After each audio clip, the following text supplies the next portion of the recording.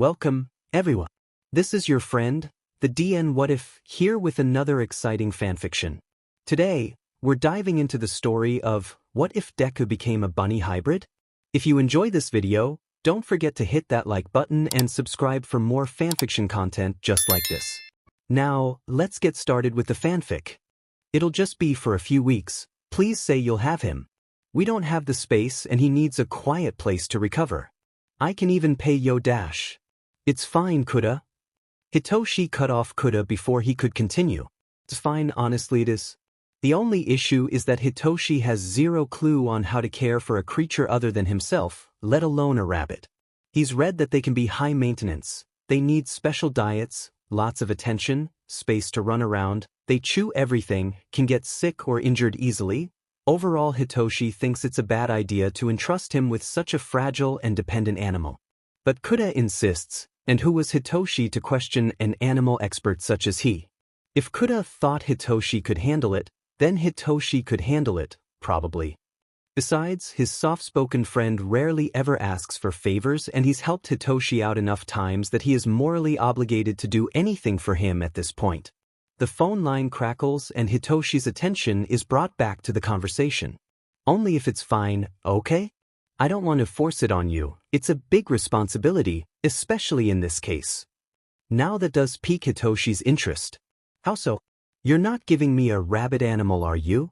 The sarcasm practically oozes from his tone, but he's not sure Kuda picked up on it. Oh, no, he's not rabid. In fact, it's quite the opposite. He's really sweet, it's just that he's recently been rescued from a pretty serious abuse situation. He just needs a safe place to recover and you are like the most chill person I know. That's why I asked you to house him for a while. An abuse situation? Poor little guy. If all he needs is a place to relax, it should be fine, and besides, now Hitoshi was beginning to feel an emotional obligation to take this hybrid in. How about I come to the shelter tomorrow and check him out? That being said, Hitoshi didn't want to say yes just yet. His heart immediately agreed to the chance to help out, but his brain is just worried. Worried that he wouldn't be able to help the rabbit, worried about its behavior, worried that the whole situation will just end up a disaster. Okay, perfect. I'll let him know. And how does 1 o'clock sound? Walking into the shelter is always a bit of a shock to the system. Some hybrids walked around freely, some sat in glass rooms, some in little aquariums, and some just hung around on different pieces of furniture. It was a bit chaotic in Hitoshi's opinion. He scanned the room, hoping to catch even a glimpse of something rabbit-esque. But nothing. So instead he walks to the currently unoccupied front desk and rings the desk bell. Not long after, Kuda walks out of the connected break room with the biggest smile on his face. I'm so glad you came. He's just around back. Give me a sec to wash my hands and change my apron. Oh, actually, can you come to wash your hands too? I'm not questioning your hygiene or anything, it's just that rabbits have sensitive noses and don't like strong smells like cologne or anything. It's just a precaution dash. It's alright, Kuda, honestly, I'm so out of my depth right now you could tell me to do a twirl and I'd do it. Kuda giggles at that and makes his way over to a basin. Hitoshi follows and copies what Kuda does. He couldn't help but feel nervous all of a sudden. What if he scares the rabbit? What if he makes a bad impression? What if the rabbit is a nightmare to deal with and he's just signed himself up to look after an energetic demon with baggage? Still, he follows Kuda through some staff-only doors and continues down the hall. Just before he could start thinking again, Kuda halts in front of a door and turns to face him. I'm just going to run you through a few things if that's all right. He nods. Okay, first, don't make sudden movements or raise your arms too quickly. Second, offer your hand out and wait for him to approach. Third, if he lets you, pet him on the top of the head, nowhere else at this stage. Fourth, be aware of his bandages, he's still in the first stage of his physical recovery, so just be mindful of that. And finally, keep in mind that he has just been rescued out of an abusive home. If he doesn't immediately act all friendly with you, don't take it to heart. I don't expect you to do any of this stuff, but I'm telling you just in case, okay? Before Hitoshi could even respond, Kuda was slowly turning the handle and slightly pushing open the door. Hey, Izuku, he says in a very gentle manner, even more so than his normal tone. Kuda opens the door fully and steps inside. Hitoshi cautiously moves to follow him and peeks his head around the door frame. It takes him a second, but finally he spots Izuku sitting on the floor in the farthest corner from the door. Books and paper littered around the nest of pillows he currently resides on. Now, Hitoshi had always heard the phrase, "as cute as a bunny," being tossed around, so he honestly doesn't know why he wasn't anticipating this.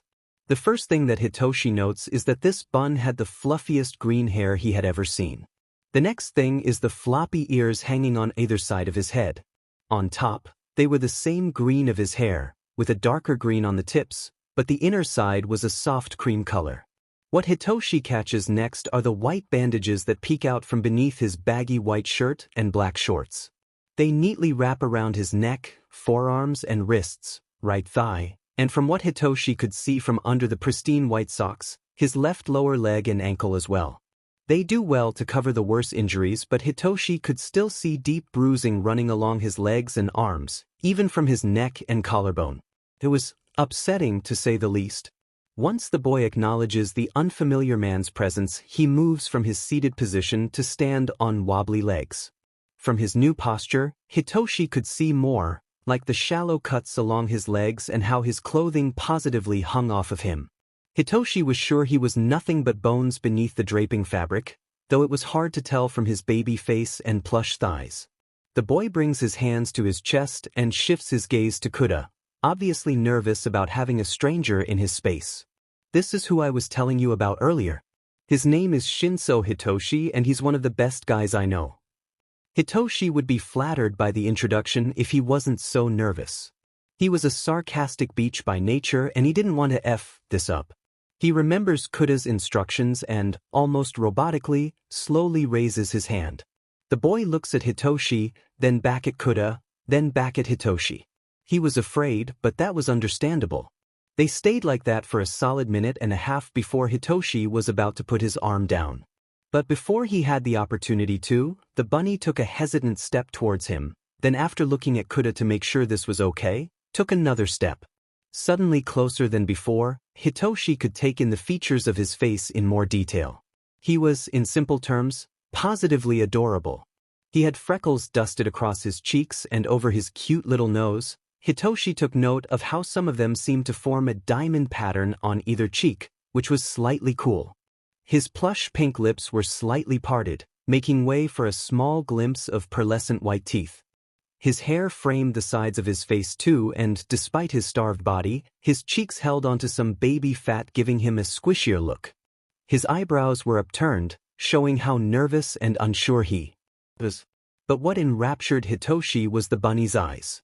Framed by luscious long lashes, the bright emerald and viridian hues bore right into Hitoshi's own lilac. He felt like he was being studied by those intelligent green eyes, like he was being judged on whether he was genuine or not. He continued to stare into those eyes until he felt a very light touch on his outstretched hand. It drew his gaze, and there he saw as the boy oh so gently took Hitoshi's much larger hand in his own and studied it for a second. He brushed his thumbs across the back of Hitoshi's hand in a contemplative motion, then gently lifted it and tentatively placed it on top of his head. The boy kept both his hands gently on top of Hitoshi's own and peeked up at Hitoshi through his bangs, checking for his reaction. Hitoshi was stunned into silence. "Why, huh? So quickly?" Hitoshi was expecting a skittering little creature who would try to bite him if he got too close. Not one to initiate contact almost immediately upon meeting him. Kuda looks on, a little shocked but secretly excited. This was going well so far.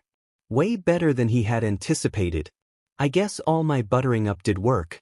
All day yesterday I was telling him how kind and considerate you are," he says from the sidelines, Hitoshi only barely glancing at Kuda. He decides to be a bit brave and a bit daring and slightly pats the small bunny, which he only leans into further. "Oh yeah? Well, thanks." At the sound of his voice, the bunny's ears perk up slightly. It's been about an hour or so of petting and Hitoshi's arm is starting to get tired.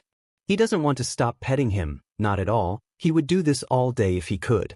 Kuda, who had taken to doing paperwork while the two have this bonding moment, looks up from his clipboard and notices Hitoshi's distress. Alright, I hate to break this up but it's time for Izuku to take his medication.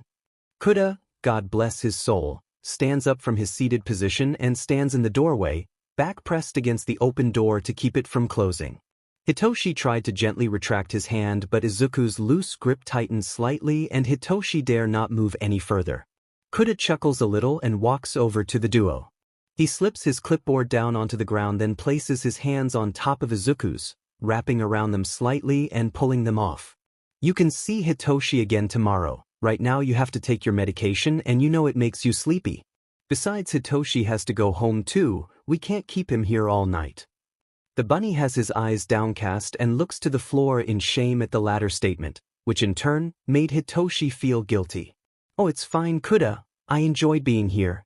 I'll definitely come back tomorrow, definitely. The bunny's floppy ears did perk up at that but he still kept his eyes to the floor. Alright, let's say goodbye to Hitoshi, and you know you need to rest up. After a few seconds, the rabbit nods and Kuda retracts his hands from the bunny's. He picks his clipboard up and walks back towards the door, gesturing for Hitoshi to follow. Hitoshi turns to follow, then turns back around to say goodbye. I'll come back tomorrow, Izuku, okay? The previously sullen rabbit lights up when he says his name, and nods in a delicate, but eager manner.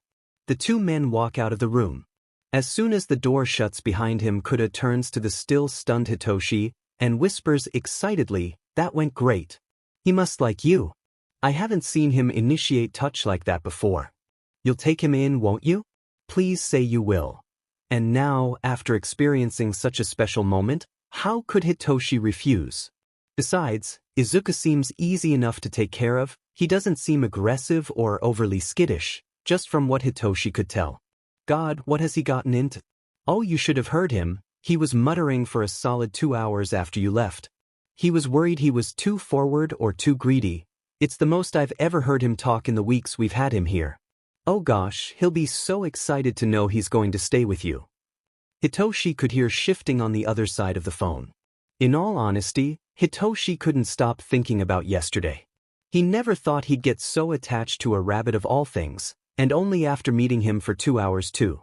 Hitoshi used to be a proud cat person, sure, he'd never owned a cat or any pet for that matter, but he related to cats on a spiritual level.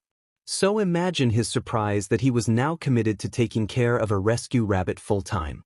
In the short time between yesterday's meeting and now, Kuda had given Hitoshi the rundown on everything he needs, and Hitoshi has gotten almost everything he listed. He even has an indoor tent taking up half the space in his living room. Well, it's more like a reinforced blanket fort if he's being honest, but Hitoshi's proud of it nonetheless. It's got tons of pillows in it and everything. By now Hitoshi's browser tabs were full of questions like, how do I know if my rabbit likes me? What can a rabbit eat?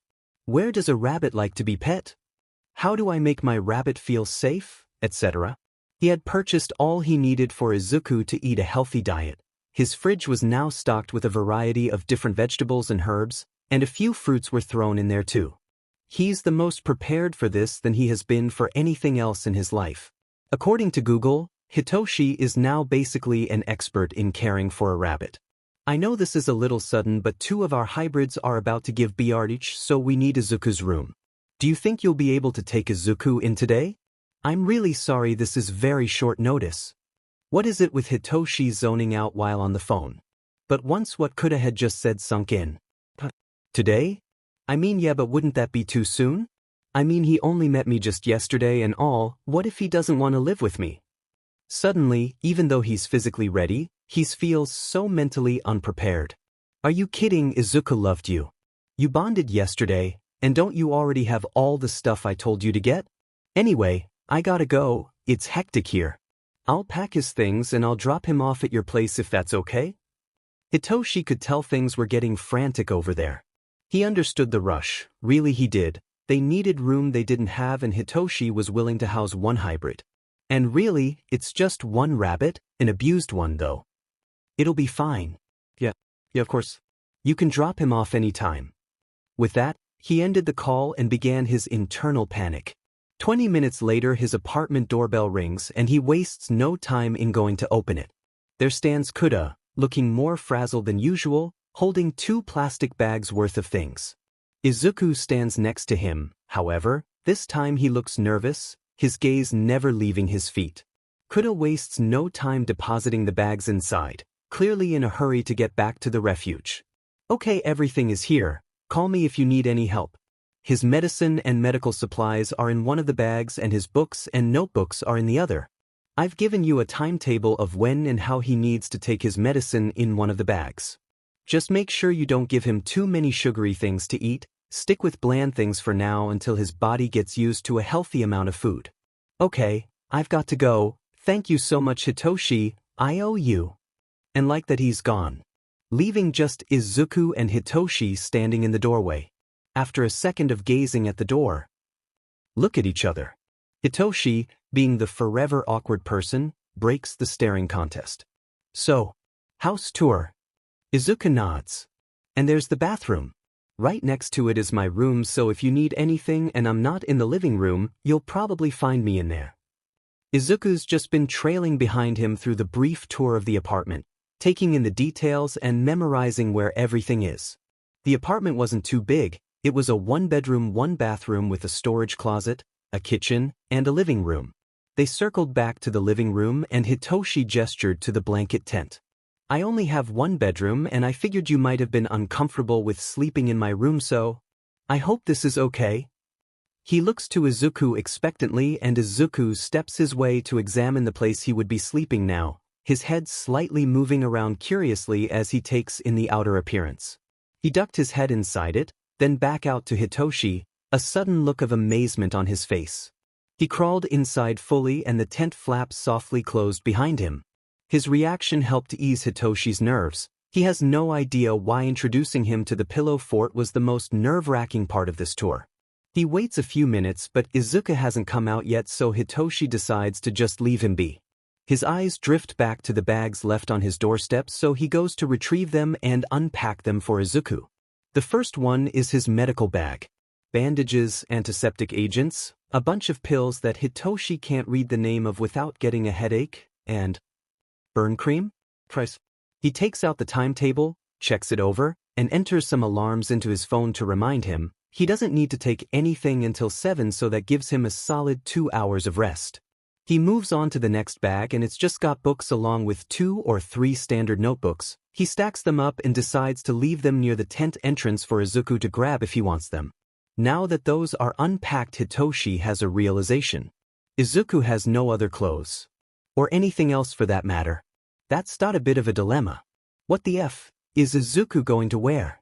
Hitoshi can lend him some of his clothes, but he would literally drown in them if he wore them. He can go shopping, but he doesn't want to leave Izuku alone here on his first day. I mean, he could just order online and get him some other things while he's at it. Okay, perfect. Hitoshi grabs his laptop and maneuvers his way to gently sit on the couch, trying to move as slowly as he can and oddly mindful of the new presence occupying his living room. When Hitoshi finishes his spree, he checks the time and it's already 6. Izuku still hadn't come out yet and it was almost time for him to take his medicine. This one needs to be taken with food, so Hitoshi sets about making dinner for both the bunny and himself. Nearing the end, he guesses Izuku smelled the food as he peeks his head out from the tent flap.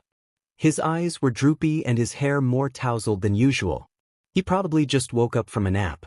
That means he feels comfortable here, right? I mean, you wouldn't fall asleep in a place you were uncomfortable in, right? Good morning, Hitoshi says as he begins to plate the food. That is until he hears a mumble. Good morning, it was said so softly Hitoshi almost missed it. His head doubles to face Izuku, who was rubbing one eye while crawling out from the tent completely. Hitoshi couldn't help the way his heart skipped when he heard that.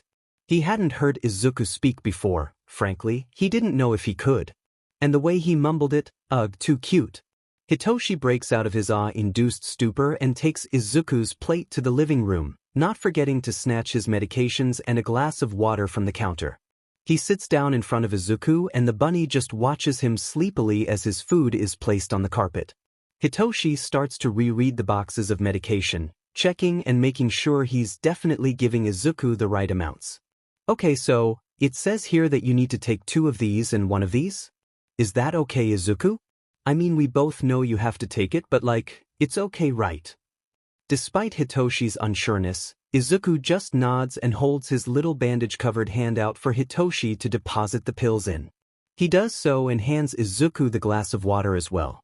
He realizes that the glass might be too heavy for his injured hands to hold a little too late, but Izuku just shoulders on with trembling arms as he drops the pills in his mouth with one hand, then readjusts his hold on the glass, now holding with both hands, and takes a sip. Once that's done, Izuku goes back to staring at Hitoshi. "Oh right, yup, I made you dinner, just eat as much as you can, don't worry if you can't finish the plate." Hitoshi moves to stand up to retrieve his own plate of food, but he notices that Izuku is still looking at him. He looks unsure. "What's wrong? Do you not like it?"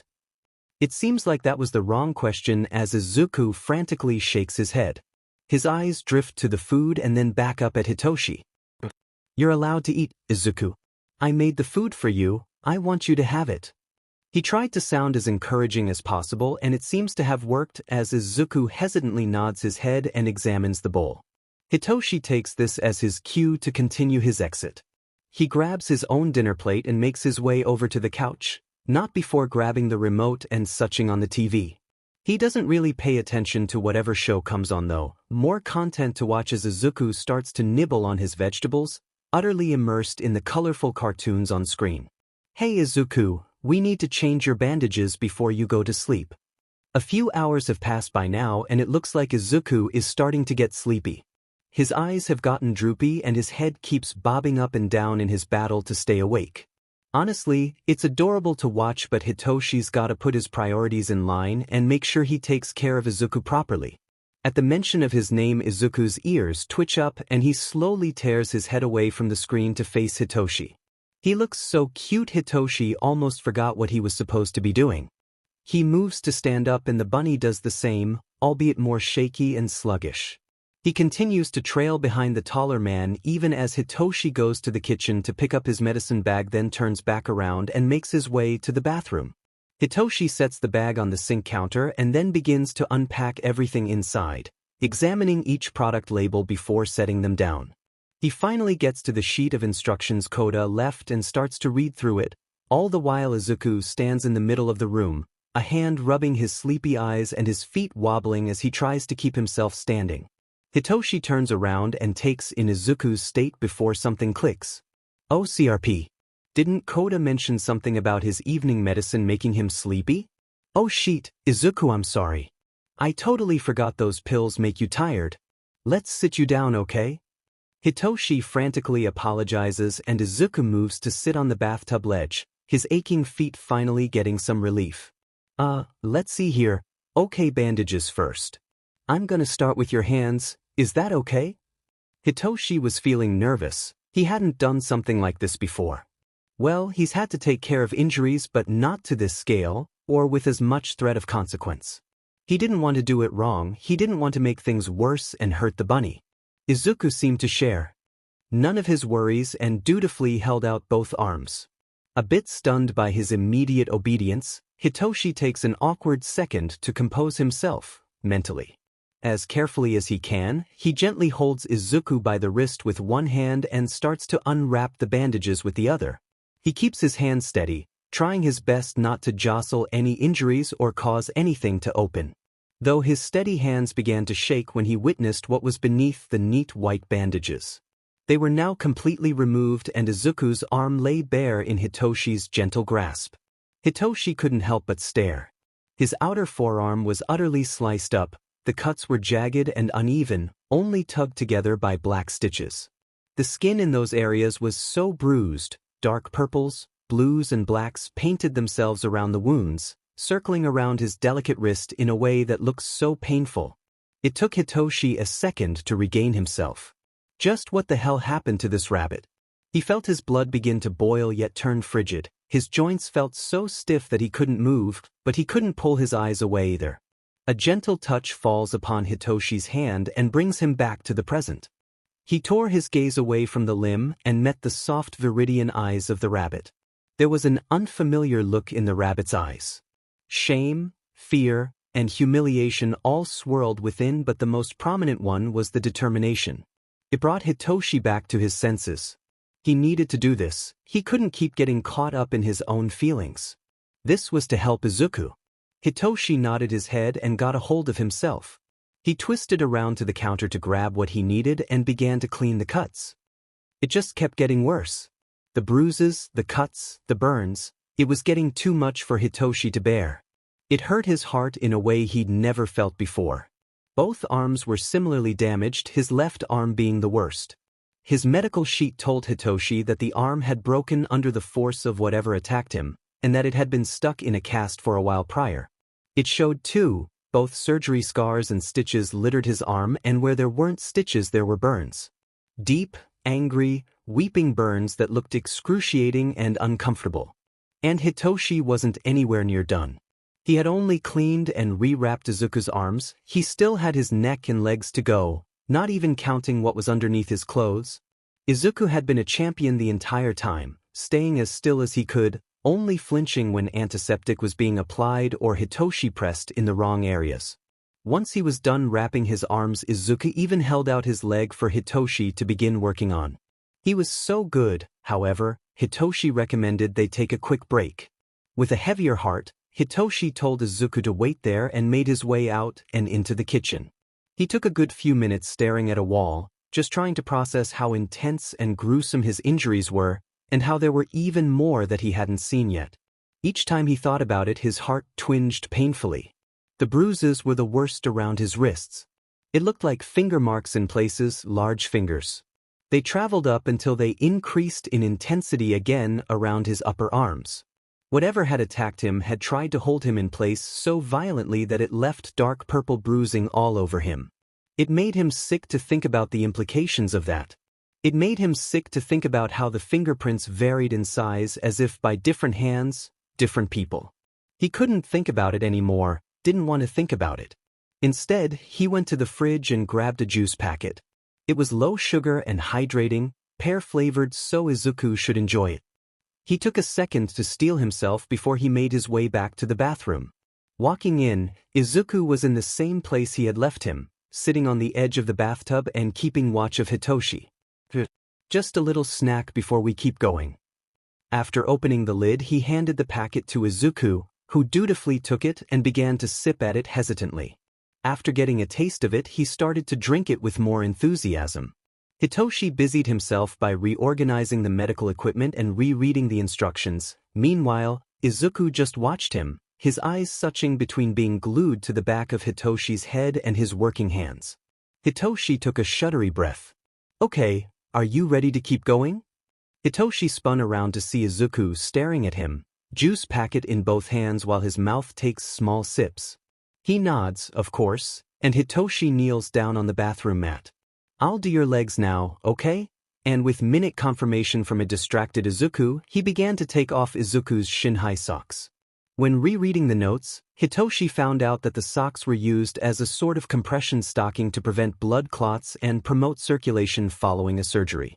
The bandages Hitoshi had seen on his lower left leg continued down to wrap around his ankle and the arch of his foot. He couldn't see it before, but he also had bandages around his right ankle and lower shin too. He carefully unwrapped the bandages, and the skin beneath them was similar to his arms. There were cuts and claw marks around his ankles, along with hand and finger marks. Hitoshi started to feel nauseous again, but he kept going. He applied the assigned medicine and applications, then rewrapped it after cleaning around the cuts, making sure not to make it too tight or loose, and then slipping the sock back over top. He moved on to the other leg and repeated the process. Izuku had been staring at him the whole time. Not in distrust but in curiosity. He had finished his juice by now, opting to hold the empty packet in his lap. At first, he had felt a bit nervous about the situation, but now that he's gotten used to it, he's more comfortable. So much so that his eyes begin to drift away from Hitoshi's hands on his leg, to the pretty purple of his hair. He was still tired from the medication, meaning his thoughts weren't in proper order when he felt tempted to reach out and touch it. Which turns out is exactly what he did. It was soft and weightless under his fingertips, the ends were almost wispy, probably aiding his gravity-defying updo. Shinso immediately noticed the new sensation on his head but did his best not to disturb Izuku. He didn't mind Izuku playing with his hair, He found it sweet and comforting and a step in the right direction when it came to them building trust. He had finished bandaging up Izuku's legs but pretended he was still busy by messing around with the medicine packets on the floor for a few minutes. Neither said anything, both just enjoying this brief moment of sweetness before the real stress began. Izuku still had injuries on his torso, thighs and neck, and Hitoshi had no idea how to ask Izuku to remove his clothing so he could get to them. He didn't want to freak Izuku out, but then again the rabbit had been pretty compliant the whole time. It felt wrong almost, making the rabbit give him access to his more NTMT parts, but it was a necessary ask. He took a few minutes, basking in Izuku playing with his hair before deciding to continue. He could get to his neck and thigh without having to remove any clothing, yet he still felt the need to ask express permission. They were sensitive areas after all, and who knows what kind of bad memories it could stir if he just started grabbing at them. He slowly lifted his head and met the rabbit's inquisitory gaze. "Hey, Izuku?" This is kind of an awkward ask, but he glanced at the rabbit's neck and before saying anything more, Izuku understood what he meant. The effect was instant. Panic immediately shot through his body and he began to curl in on himself, hands coming up to cover his neck, and his breathing became faster. Hey, it's okay. It's okay.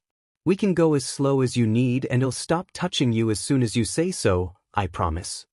He caught Izuku's shaky eyes and tried to emit as much sincerity as possible. He needed to calm Izuku down and fast. He didn't think he would get this scared considering how relaxed he had been beforehand. "Please. I'm not doing this to hurt you. I only want to help you get better."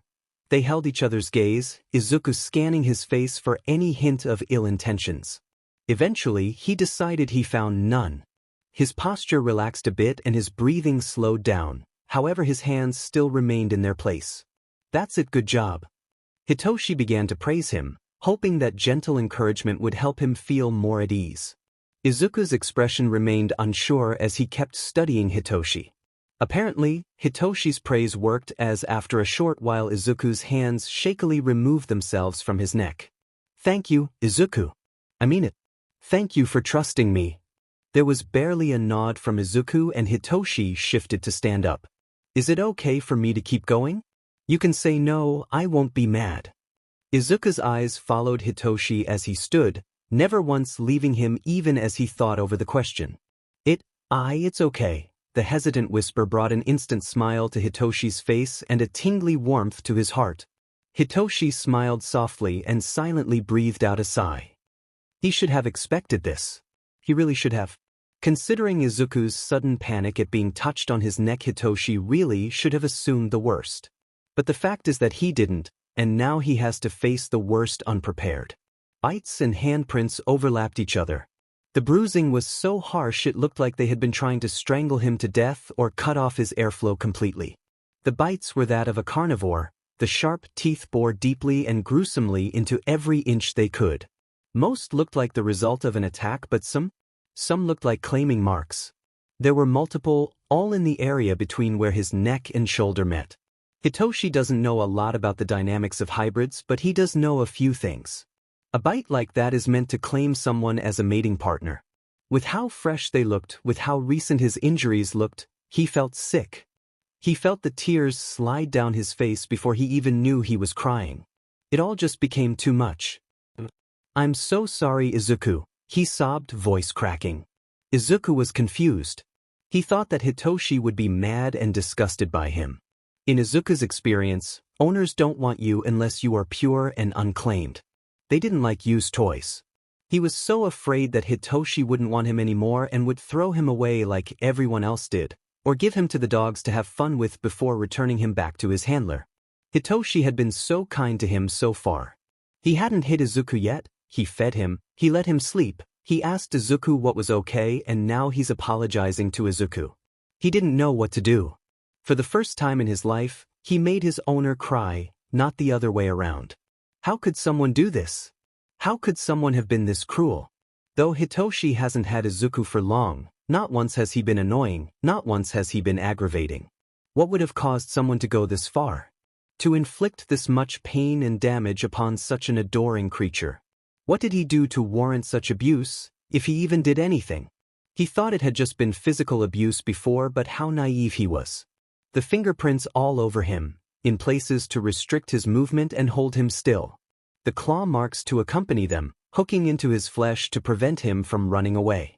And now the bites that of an animal claiming its mate, a vicious show of ownership that Izuku couldn't have fought back from. The more he thought about it, the more horrific the picture became. He couldn't stop the apologies that spilled from his lips as he buried his head in his hands. He couldn't help the way he crumbled into himself and fell to the floor. Izuku could only stare at him in shock and concern. He watched Hitoshi as he broke down in tears. Even if he couldn't comprehend why his new owner was so upset, he still felt the need to help him, to comfort him. He decided to do the boldest thing he's ever done and dropped to his knees in front of Hitoshi. From Hitoshi's position with his head buried in his hands, he could only feel as gentle arms embrace his frame. Fragile hands began to slowly rub circles along his back.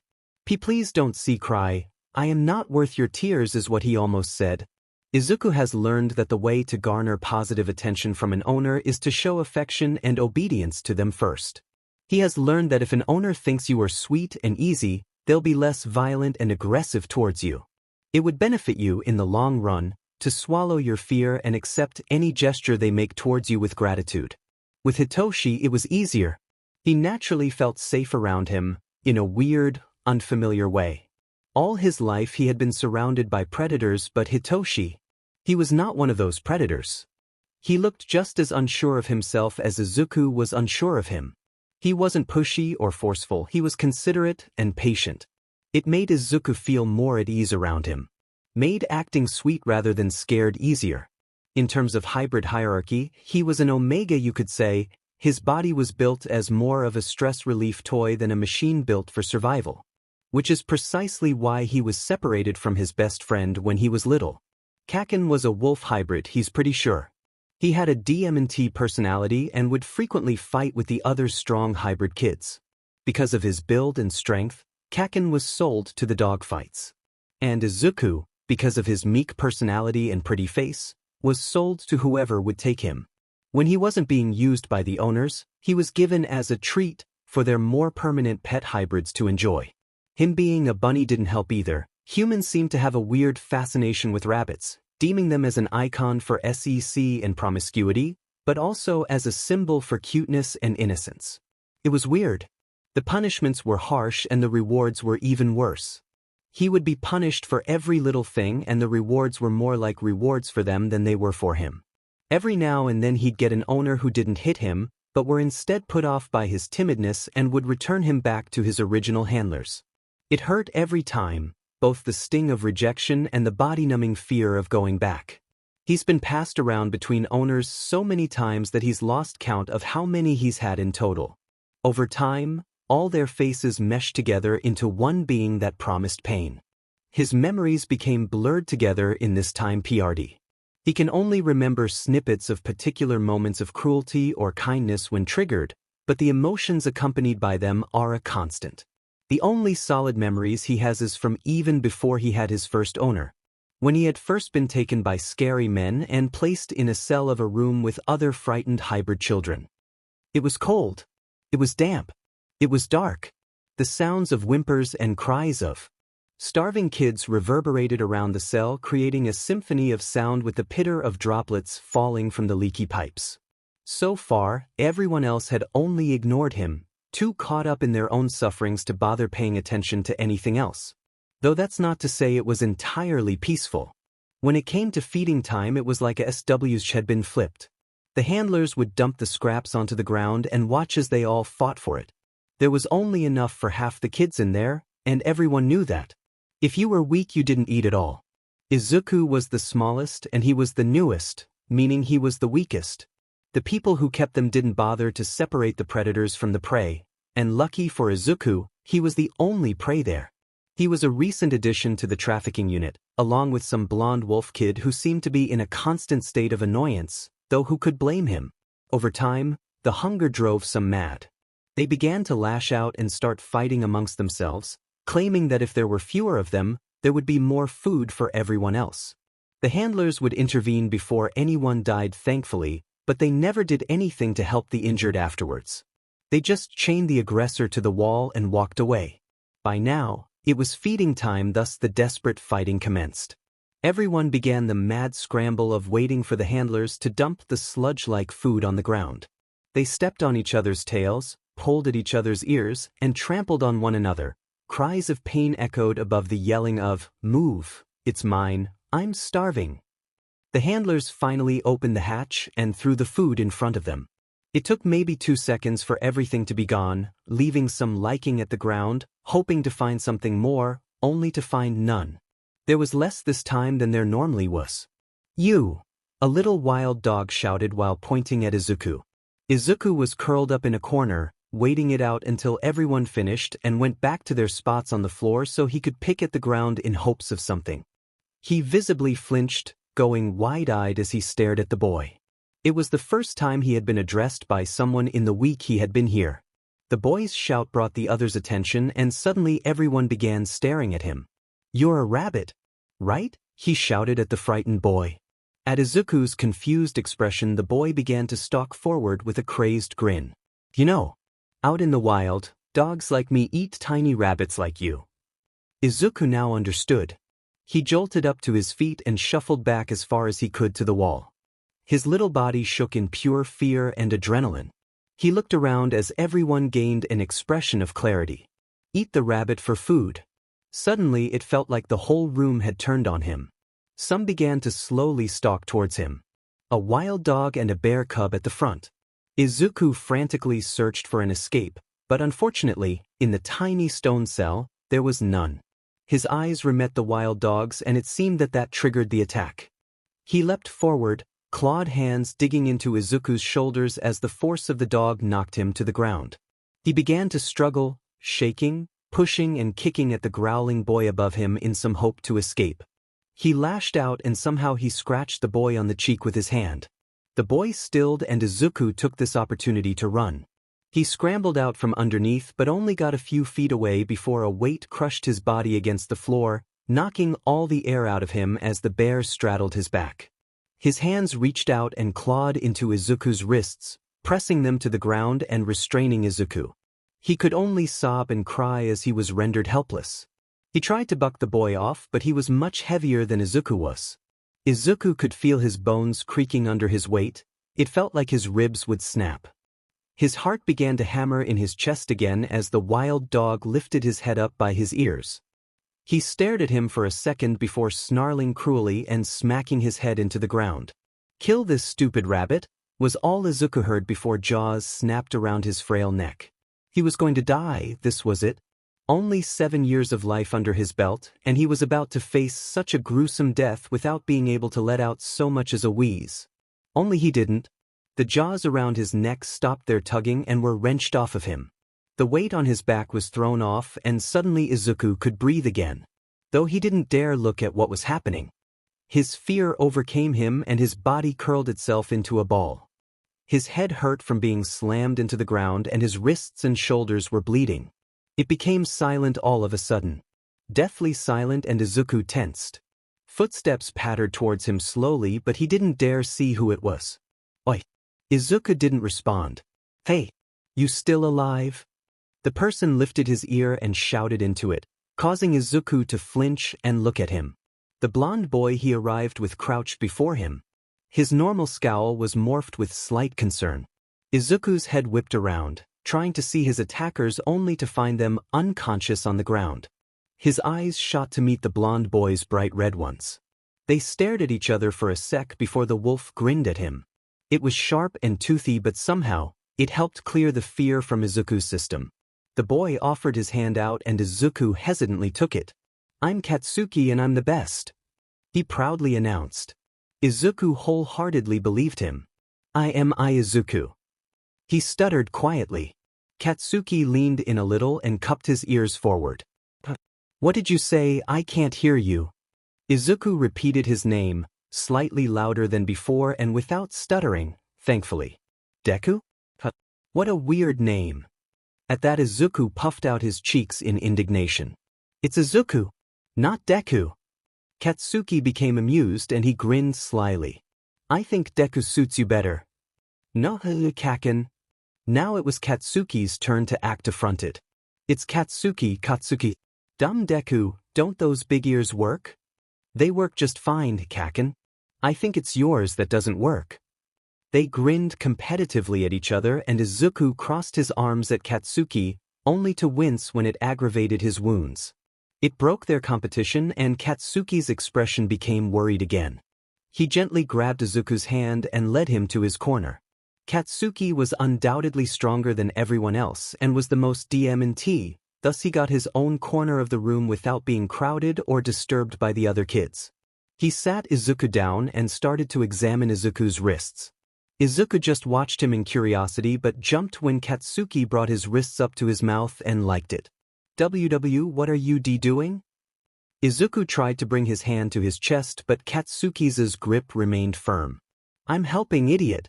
Hold still and let me finish unless you want to get an infection. Izuku's nerves relaxed a little and he let Katsuki work, still watching him the whole time. Izuku couldn't help the slight blush on his cheeks as Katsuki liked him. He lapped at the blood, cleaning the wounds and the surrounding areas until they stopped bleeding. He seemed to be happy with his work and grinned, this time his teeth more bloody than before. Let's see where else you were injured on your neck, right? Izuku nodded slightly, more unsure about Katsuki liking around his neck. Katsuki seemed to share none of his concerns and started to lick at Izuku. Izuku tensed up as he leaned away slightly. A shiver ran down his spine and he closed his eyes.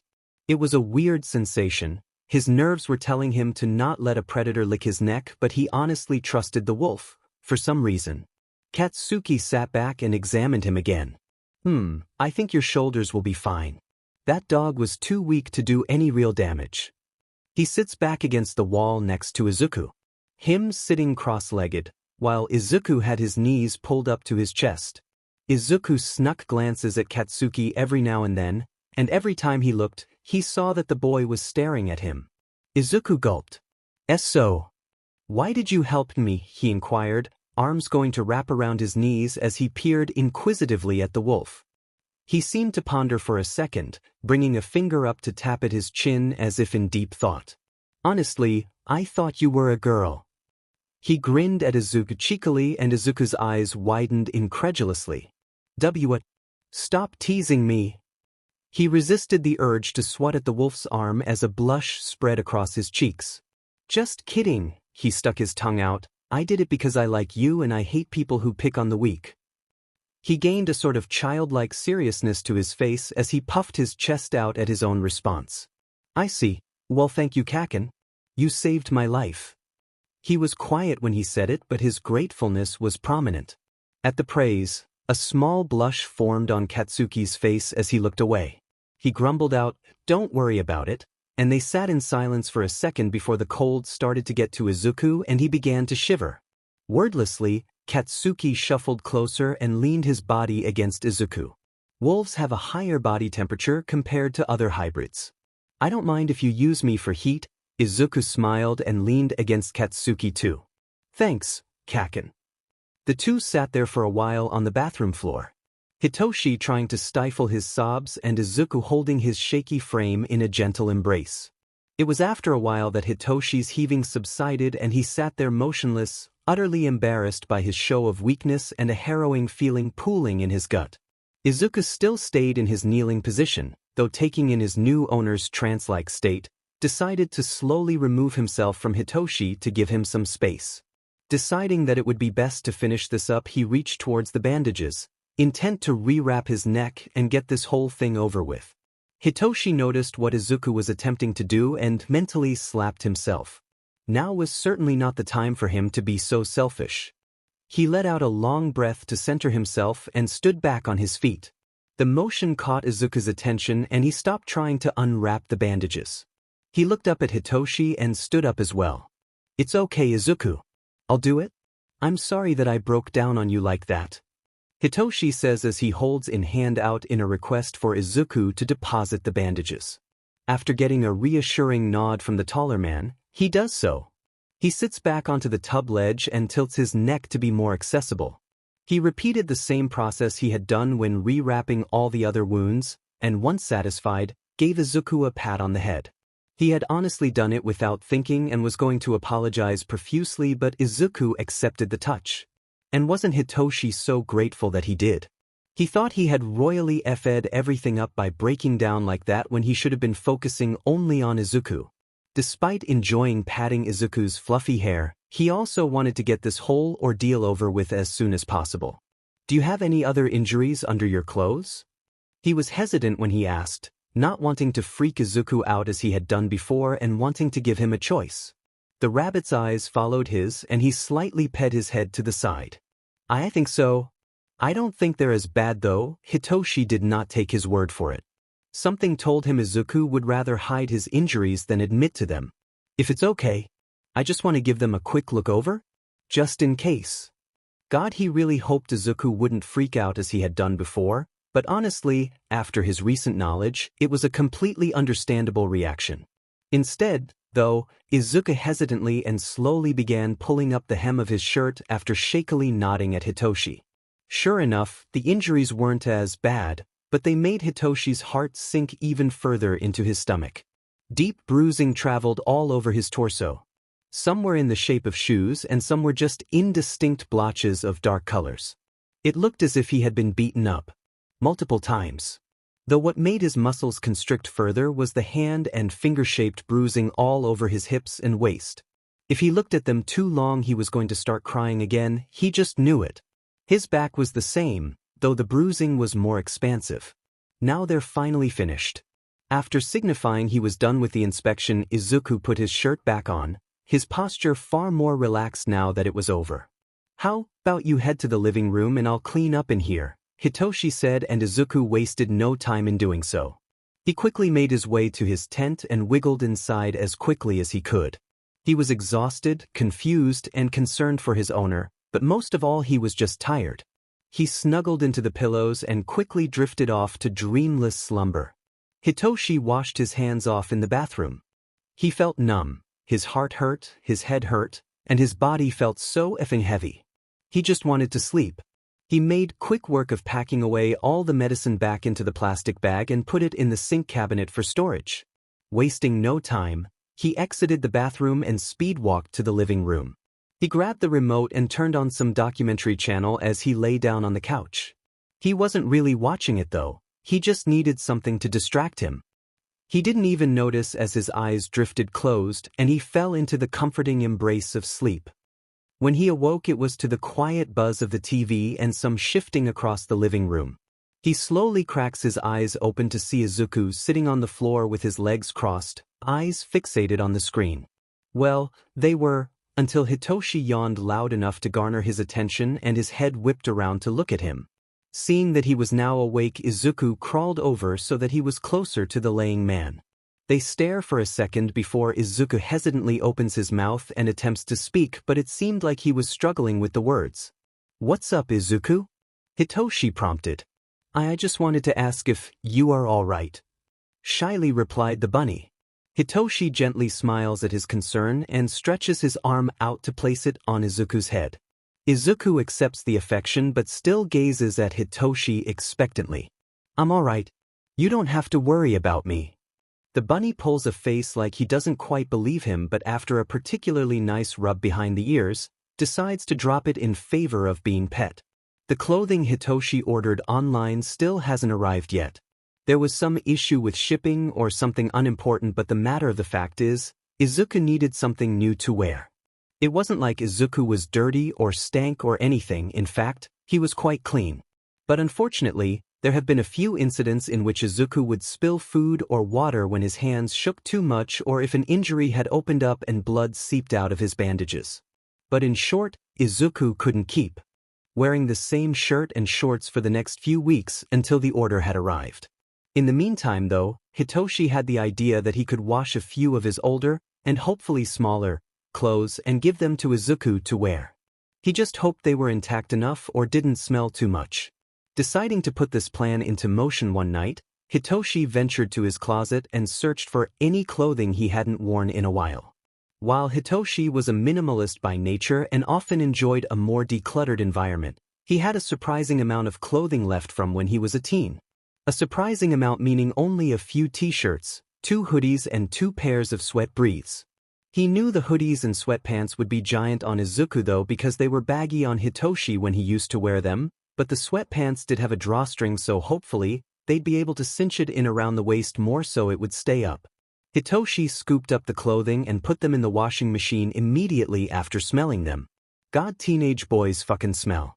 Izuku was relaxing on the living room floor. He preferred laying on the floor than the couch for some reason, and as Hitoshi passed by, Izuku's ears slightly raised at the sound of his footsteps.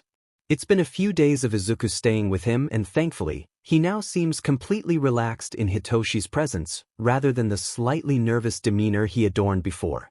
Hitoshi's heart squeezed at the concept that Izuku was settling in and that he was comfortable enough to flop. Hitoshi had read online that when rabbits flop down like that, it means they are happy and relaxed. He had done a lot of research on rabbits as soon as the prospect of housing a rabbit came up, and even now. He was constantly searching up things like how to know if your rabbit is happy and what does it mean if my rabbit, and multiple articles on rabbit body language so that he could try and better understand Izuku. Sure, he knew that everything online was not all true, but Hitoshi would take whatever he could get. Something is better than nothing after all. Hitoshi sat on the couch and decided he'd pass the time by doing some more research on his phone. The washer signaled its finish and Hitoshi sucked the clothes into the dryer. Thankfully most of the smell had washed out of them and now they mainly smelled like laundry detergent. He made his way back to the living room, deciding to inform Izuku of his idea. Izuku was in the same spot on the floor, although this time he was sitting up with his legs crossed. Izuku? The bunny turned his head to the man and tilted his head in question.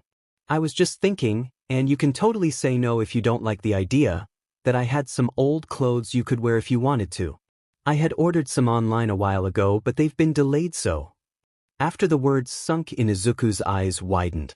Izuku didn't know that Hitoshi had even ordered anything for him to begin with, so this news was a bit of a shock.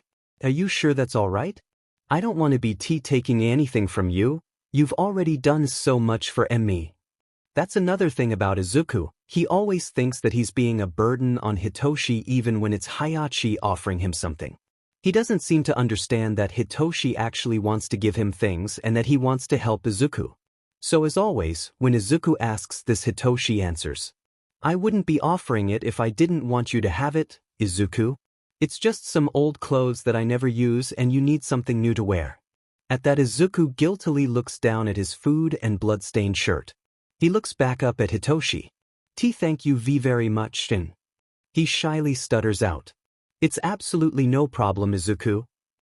The clothes had finally dried and Hitoshi folded them neatly and brought them to the living room.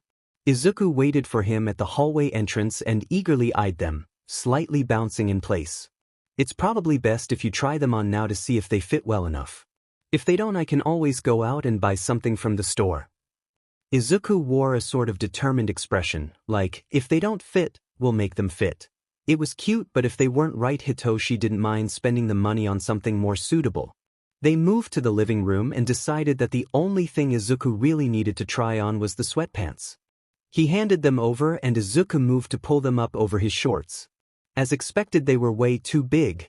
The excess fabric pooled around his feet so much that you couldn't even see them. The top opening of the breathes was massive too, almost triple his waist size, though the drawstring was fully loose, so maybe they had some hope. Here, let me see. Hitoshi kneeled down in front of Izuku and gingerly took a hold of the drawstrings as Izuku still held on to the top band. Slowly Hitoshi started pulling them tighter as Izuku looked on in intrigue as the opening became smaller. Eventually, though, the strings ceased being able to pull, but luckily there was enough length there that Hitoshi could wrap them around Izuku's waist and tie them up at the front. It seemed that that was enough and they were both able to let go of the breathes without them falling. They looked at each other and Hitoshi smiled in triumph. Izuku went back to his tent and fully got dressed in the new clothes. He came out wearing one of Hitoshi's black hoodies and the same sweatpants they had just tried. Izuku was holding the band of the breathes up though, having to untie them to take his shorts off but needing help tying them back up. Hitoshi kneeled back down and repeated the process from before. Once done, he let the hoodie go and he noticed that, as he predicted, it was very large on Izuku. The length of it almost reached his knees and the sleeves fell over his hands completely. Hitoshi softly grasped one of the sleeves and gently began to roll them up until they were a practical length. He then did the same to the other sleeve. These are just a temporary option until more suitable clothing arrives. Come and ask me if you need me to roll your sleeves back up or retie your briefs.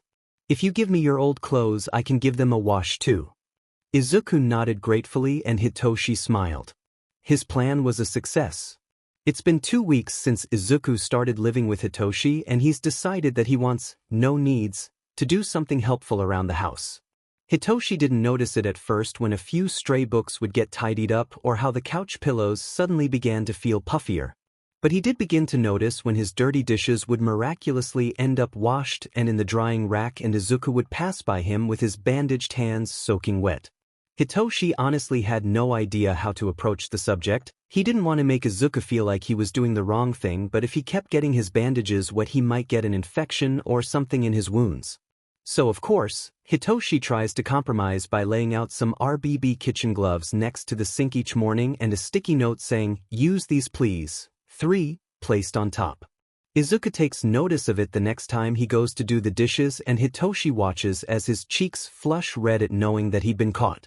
So, for a short while things go on like that, Izuku washing up the dishes whenever he sneaks off to do so and Hitoshi noticing the occasional organized cabinet or shelf. That is until Izuku found the vacuum cleaner. Hitoshi found out that the middle of the night is when Izuku is his busiest when a sudden loud "Biarm" echoes throughout the apartment, startling Hitoshi awake. It was short-lived and in the ringing silence that followed Hitoshi could hear the soft but hurried pats of feet retreating back to the living room.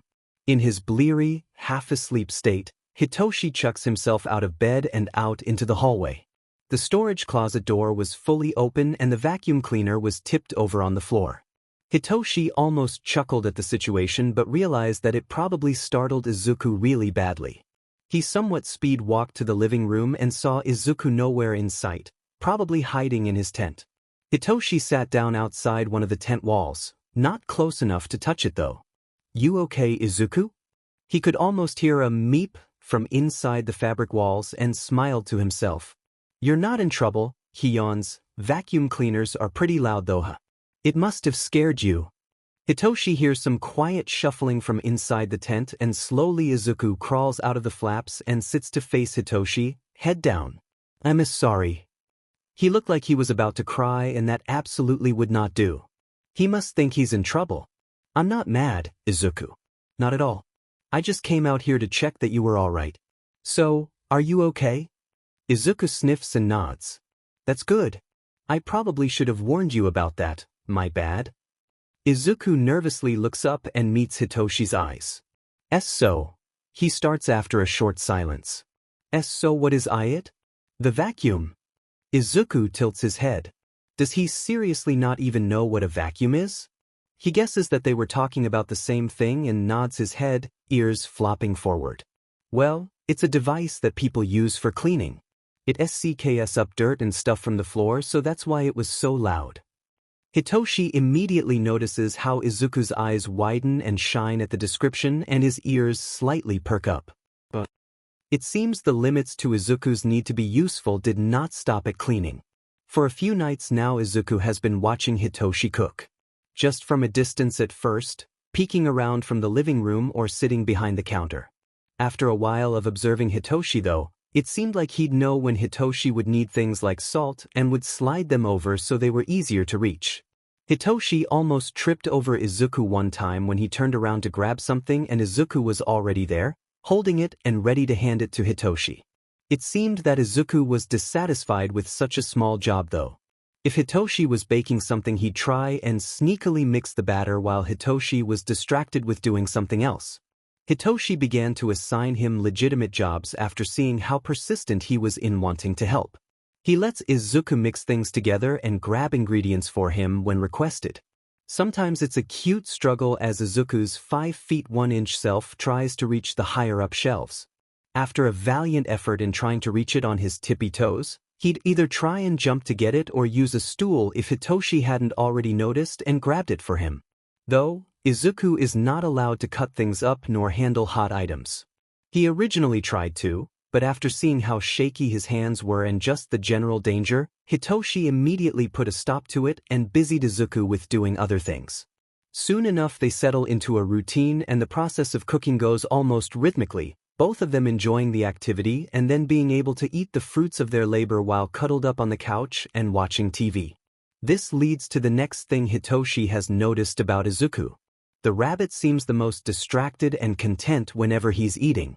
The same goes for when he's watching TV, meaning that a combination of the two at once leaves Izuku completely oblivious and uncaring of the world. His eyes remain fixed on the screen as he nibbles away at his food. Hitoshi could literally start playing with his hair or ears and the bunny would either not notice or not worry about it, which Hitoshi has taken advantage of quite a few times. He'd sit behind or next to Izuku and mess around with his ears, lifting them into an upright position or bouncing their weight in his hands, feeling them be completely limp. Because of Izuku's lop bunny status, he has little control over his ears and doesn't really rely on their positioning in order to hear, which means that Hitoshi's entertainment of himself doesn't bother him. If anything, he likes the touch. Izuku loves it most though when Hitoshi begins to mess around with his hair. For rabbit hybrids, being pet on the top of the head is the absolute best, so Hitoshi's messing around is wholly welcomed. Hitoshi notices it too by how Izuku just seems to melt into Hitoshi, either leaning back on him or into his side. His eyes narrow too and soft and low humming noises comes from his throat. It was like he was getting a good massage or something, but Hitoshi was really only messing around with his curls for fun. They'd stay like that for a while. Sometimes Izuku would fall asleep or the TV program would finish and Izuku would go to clean up the dishes after holding Hitoshi's hand in thanks. Katsuki's been restless for a few days now, and Kirishima hasn't the slightest idea why. Well, he might have an idea. Kirishima got a call the other day from his good friend, Mina, which is a totally normal thing until she suddenly mentioned that their past classmate had recently housed a rescue. Which is, in Kirishima's opinion, super manly. He never took Shinso as the type of guy to get a pet that wasn't some kind of cat, but he's been proven wrong today. Well, who is Kirishima to judge? People always took Kirishima as a friendly dog type of person, but here he was, rehabilitating a fighting canine of dubious heritage. Well, it was close enough. And though it's been a tough process, Kirishima's really proud of Katsuki's progress. He went from being a frightened, constantly ready to attack creature made for violence to a half-calm, half-angry dog, who likes the occasional scratch behind the ear. He's made such good progress these past 4 years Kirishima's had him. But anyway, back to the main issue.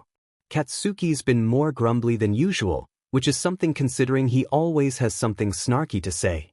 He's been following Kirishima around a lot more too.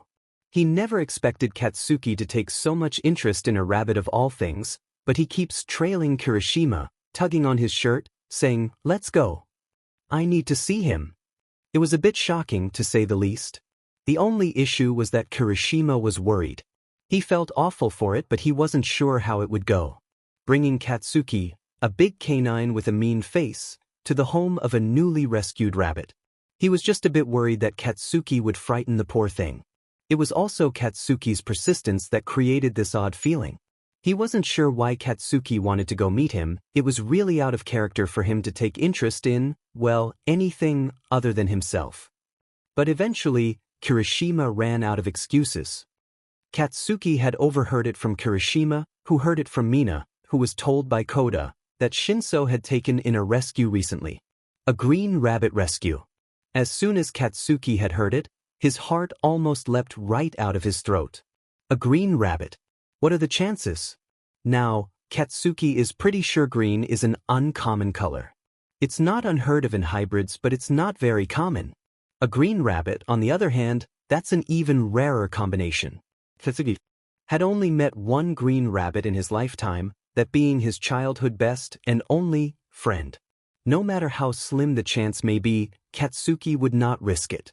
So that's why he's been restless and unruly these past few days. Sue him. He's been trying to convey to his owner, Kirishima, his dilemma, but that shitty BSTRD won't listen. Sorry bud, I've got work to do.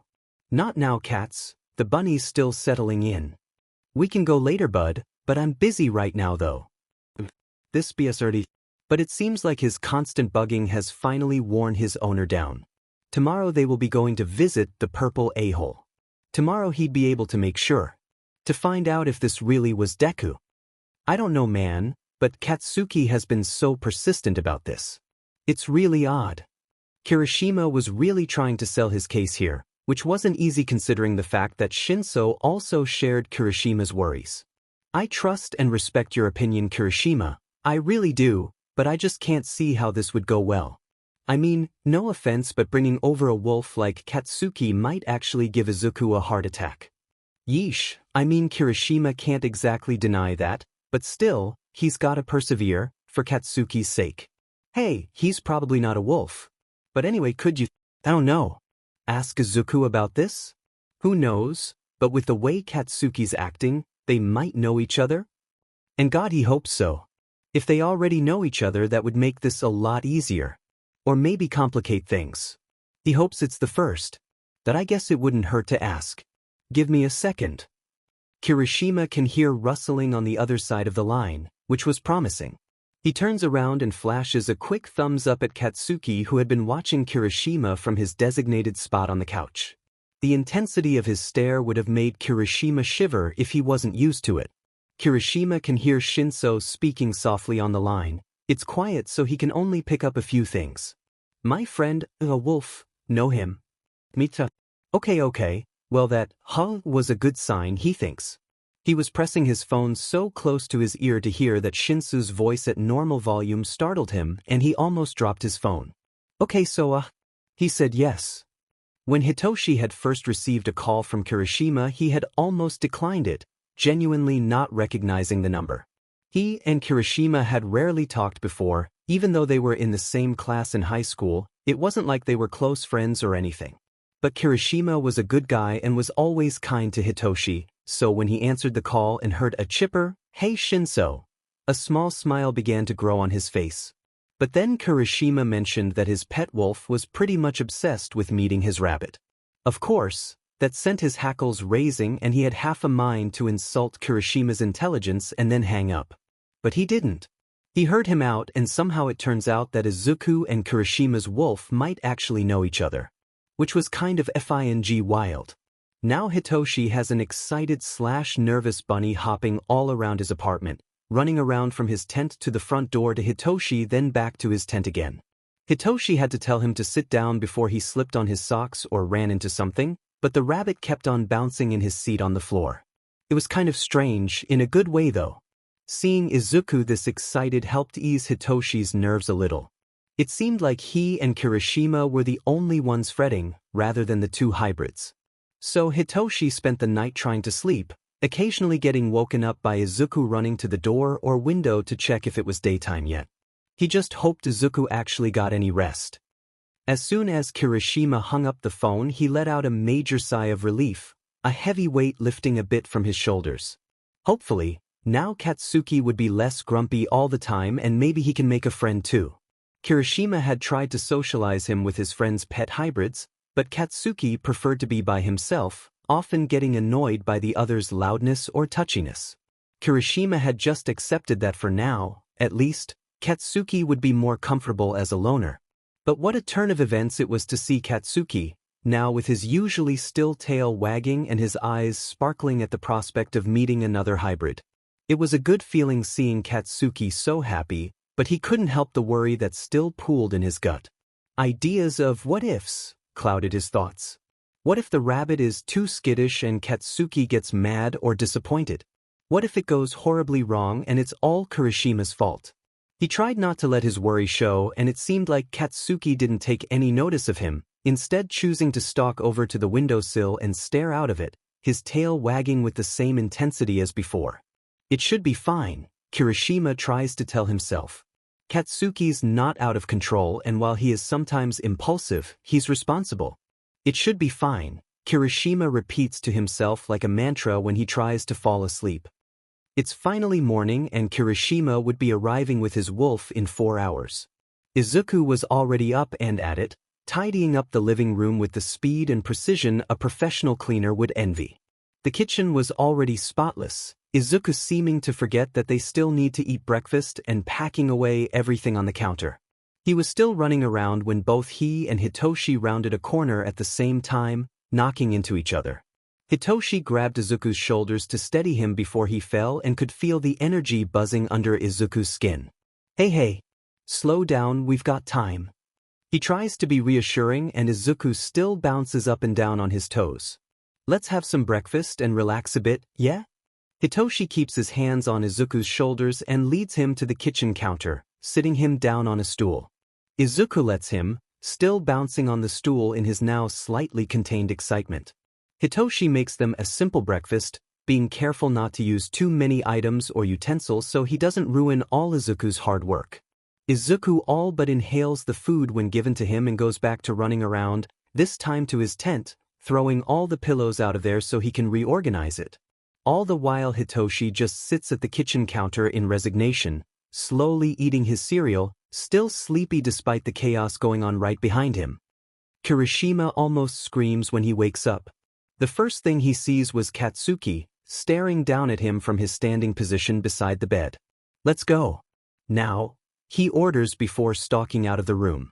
Kirishima takes a second to reorient himself and check the time before calling out, "We still have another 3 hours." He swears he hears Katsuki growl a curse at him from another room. Kirishima quickly gets up and gets dressed. Katsuki's already in the bathroom when he enters. He caught the blonde trying to style his hair before he sees the redhead and pretends like he wasn't doing anything. Katsuki exits the room with a scowl and heads for his own, deciding to change his outfit for the 8th time. He just couldn't decide on what to wear. The closet doors almost swing off their hinges with the ferocity he rips them open and he stares at the clothing yet again, expecting them to have changed into something better since the last time he looked at them. He's never really cared about dressing to impress. Before today, there hasn't been anyone he cared about dressing up for, so now he has no clue what to wear. He tried looking through some of the magazines shitty hair had laying around but found them to be of little use. All the guys dressed in there were either way too done up or were wearing something Katsuki didn't have. He absolutely refuses to ask his owner for help either. That BSTRD has no sense of style and would probably just send Katsuki out in what he was already wearing. Which just wouldn't do. He'd spend all day there if he had to. He had to look absolutely perfect. Did you think I've cleaned enough? Should I reorganize again? Would that look be better over there or should I keep it where it is? Oh no, should I have another shower? Do you think everything smells alright? I think I should have another shower and maybe get changed again. Izuku was beginning to ramble at the speed of light.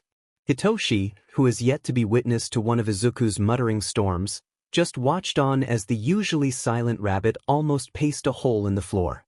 It went on for a few minutes. Hitoshi only began to intervene when Izuku started to nervously pull on his hair and ears, saying stuff like, "What if he doesn't like me anymore? What if he doesn't even remember me?" Hitoshi takes Izuku's hands into his, untangling them from his hair and holding them at chest level. What if this is a bad idea? Izuku's unsure eyes locked with Hitoshi's.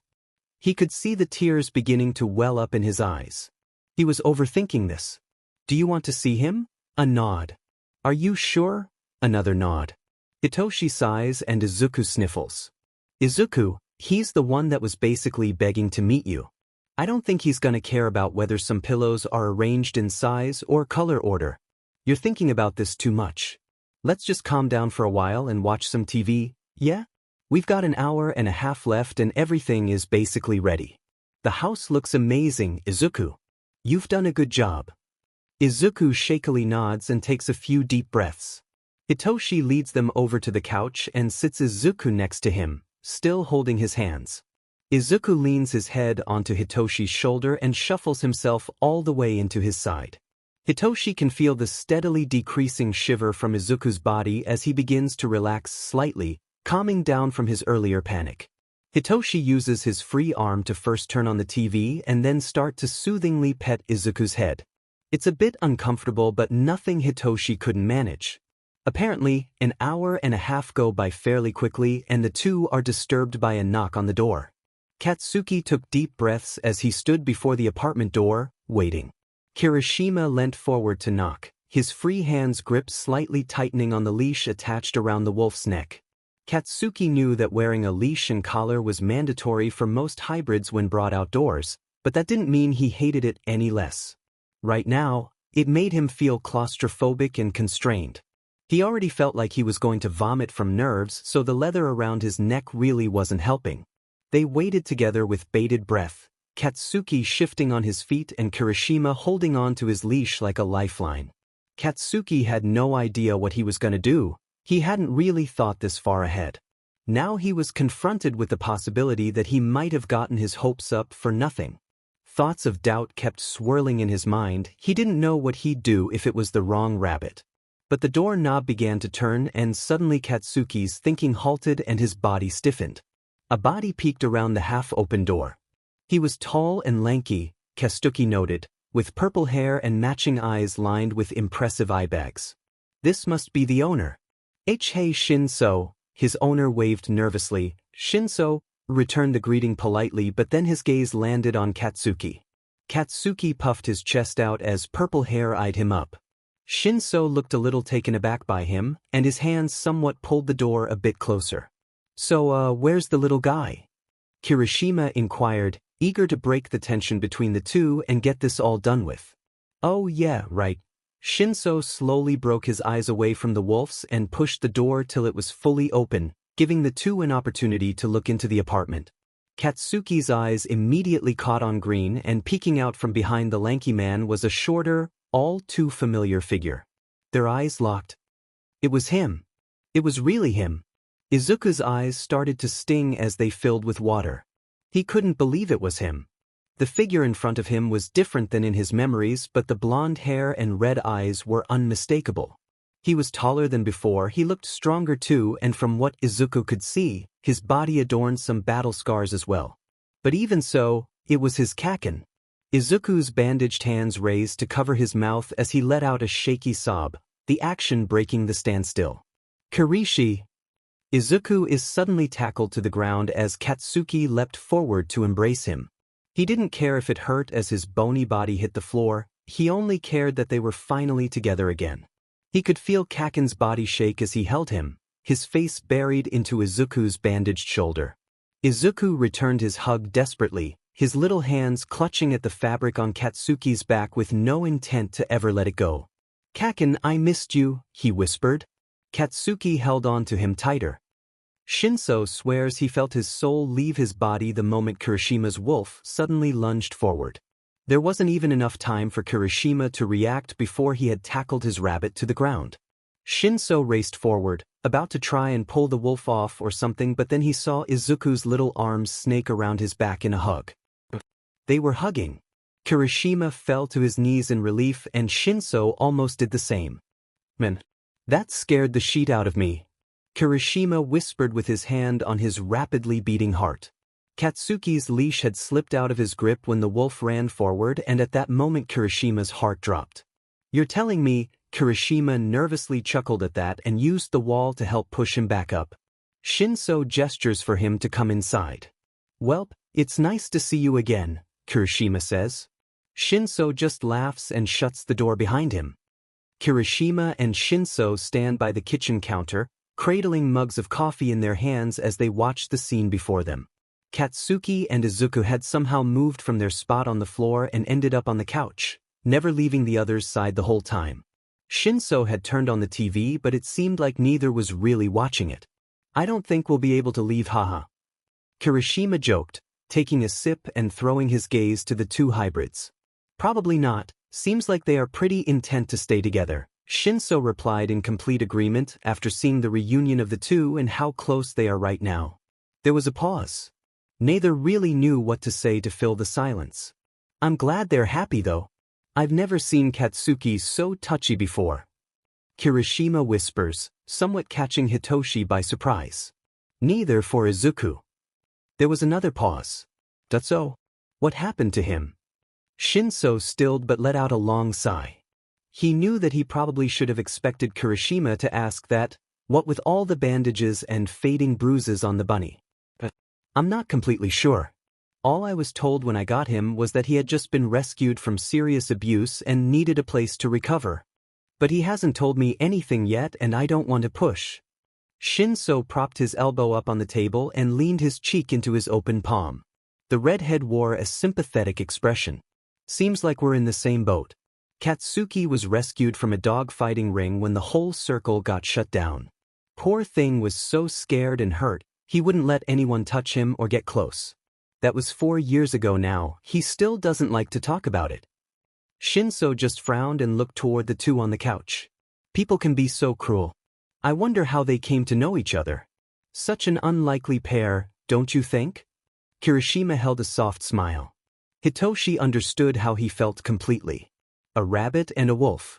Who would have thought? They took Deku away a while ago and Katsuki was almost killing himself with worry.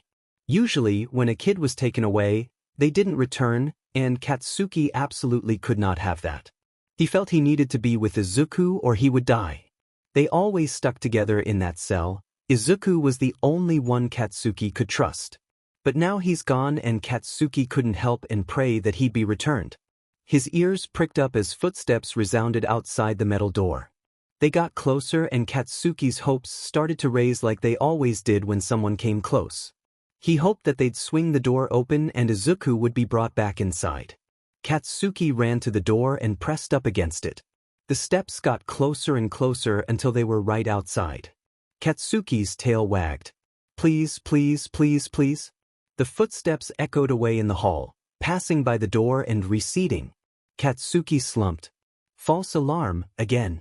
Katsuki shuffled back to his corner and sat down, hugging his knees to his chest. Back to waiting. There were the footsteps again, but Katsuki barely paid any attention to them. Every single time he'd heard them had been a false alarm and Katsuki had half a mind to resign himself to the notion that Deku would never come back. But the metal door slammed open, hitting the wall with a clang and giving all the kids the fright of their lives. Soon the noise stopped reverberating and the door slammed shut again. This time, though, a green lump lay on the ground, barely moving.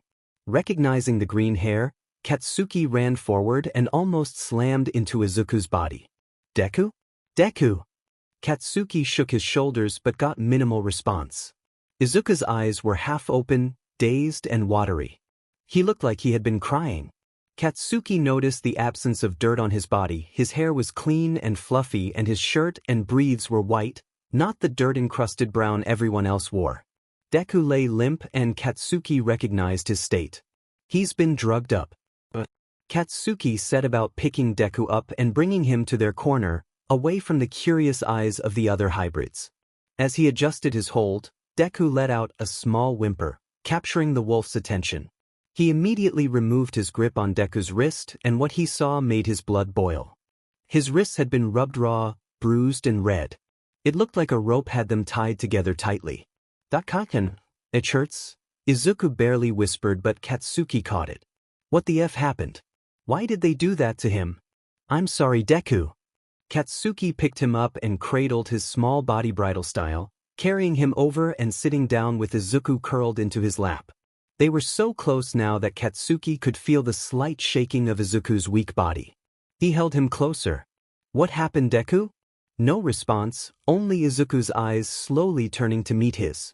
"Tell me what happened, Dash." "No." Tears spilled and fell down Izuku's cheeks. He weakly shook his head and his eyes shut as tightly as they could.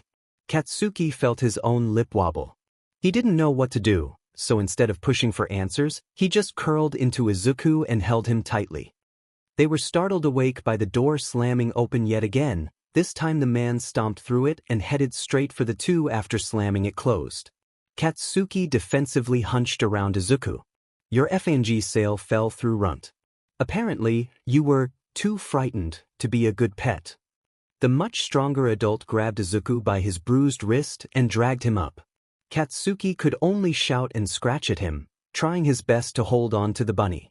"I told you to just effing calm down and be good, now you've gone and effed everything up for yourself." He screamed in Izuku's face, throwing him to the floor and stomping on his stomach. Izuku could only cry out in pain. Sorry. I'm sorry." Izuku sobbed, but his crying only seemed to make the man angrier. Sorry? It's too late now, isn't it? A stray kick landed on Izuku's face and he sobbed harder, curling into a ball and holding his now bleeding nose. Seeing the blood put a look of satisfaction on the man's face and he stepped back, sneering at the crying child. You have no idea how much money you just lost me. And with that, he stomped back out of the room. As soon as he stepped away, Katsuki ran to Izuku. I'll kill that imbecile. Katsuki growled. He was furious. Everything happened too quickly for the wolf to respond and now he feels so useless, he couldn't even do anything. Izuku just kept crying, his hands completely covered in the same blood that was now dripping onto the floor. He shifted to sit up but winced in pain as his torso pulled. That kick must have really done a lot of damage. I'm sorry Izuku. I couldn't do anything. Katsuki could feel frustrated tears prick at his eyes. He's such a useless wolf, he couldn't even protect a single bunny. Izuku just shook his head. It's not your fault, Keikaken. That didn't stop Katsuki from feeling any less horrible. The two cuddled close on the couch. Izuku shut his eyes contently but Katsuki kept watch. Either he was making sure Izuku was really there or keeping watch for any danger even though logically he knew there would be none. His arms wrapped protectively around Izuku's tiny frame and he felt his arms squeeze back in response. I'm never letting you go again, Izuku whispered and Katsuki's ears twitched. That was supposed to be his line. DMN straight. Izuku and Katsuki had been cuddling on the couch together for literal hours without moving and Hitoshi was pretty sure the both of them were asleep. Katsuki's tail had stilled its wagging and Izuku had fallen completely limp on top of him. What are we gonna do now? I don't think they'll want to leave each other's side. Hitoshi hummed in agreement. It was really late by now and Kirishima had work early tomorrow. The two of them had been tossing around the idea of just letting the two stay together for the night and after a long discussion, they decided that that would be a last resort. Although the bond the two hybrids share was clear, Hitoshi still had reservations about leaving a wolf unsupervised with his bunny overnight. Of course, he could watch them both but he didn't know Katsuki, he wouldn't know how to handle him if anything happened. He was just worried. Kirishima understood his concern completely. He decided he would leave the decision up to Shinso. After all, it was his bunny that was at the most risk here. Of course, he had faith in Katsuki but you never know. Shinso sighed and stood up from his seat and Kirishima followed suit. He made his way over to the couch and wondered how exactly to go about this. Though, just as he rounded the corner, Katsuki's eyes snapped to stare at him and Hitoshi jumped a bit. Okay, so he wasn't asleep. Kirishima luckily came forward to talk to him so Shinso didn't have to. Hey, cats, it's getting really late now and Izuku needs to rest after having such an exciting day. He slowly tried. Katsuki just nuzzled his chin further into Izuku's fluffy hair and made a show of wrapping his arms around him slightly tighter than they were before. He is resting. Kirishima felt his sweat drop. Well yeah but Kirishima wasn't good at making excuses.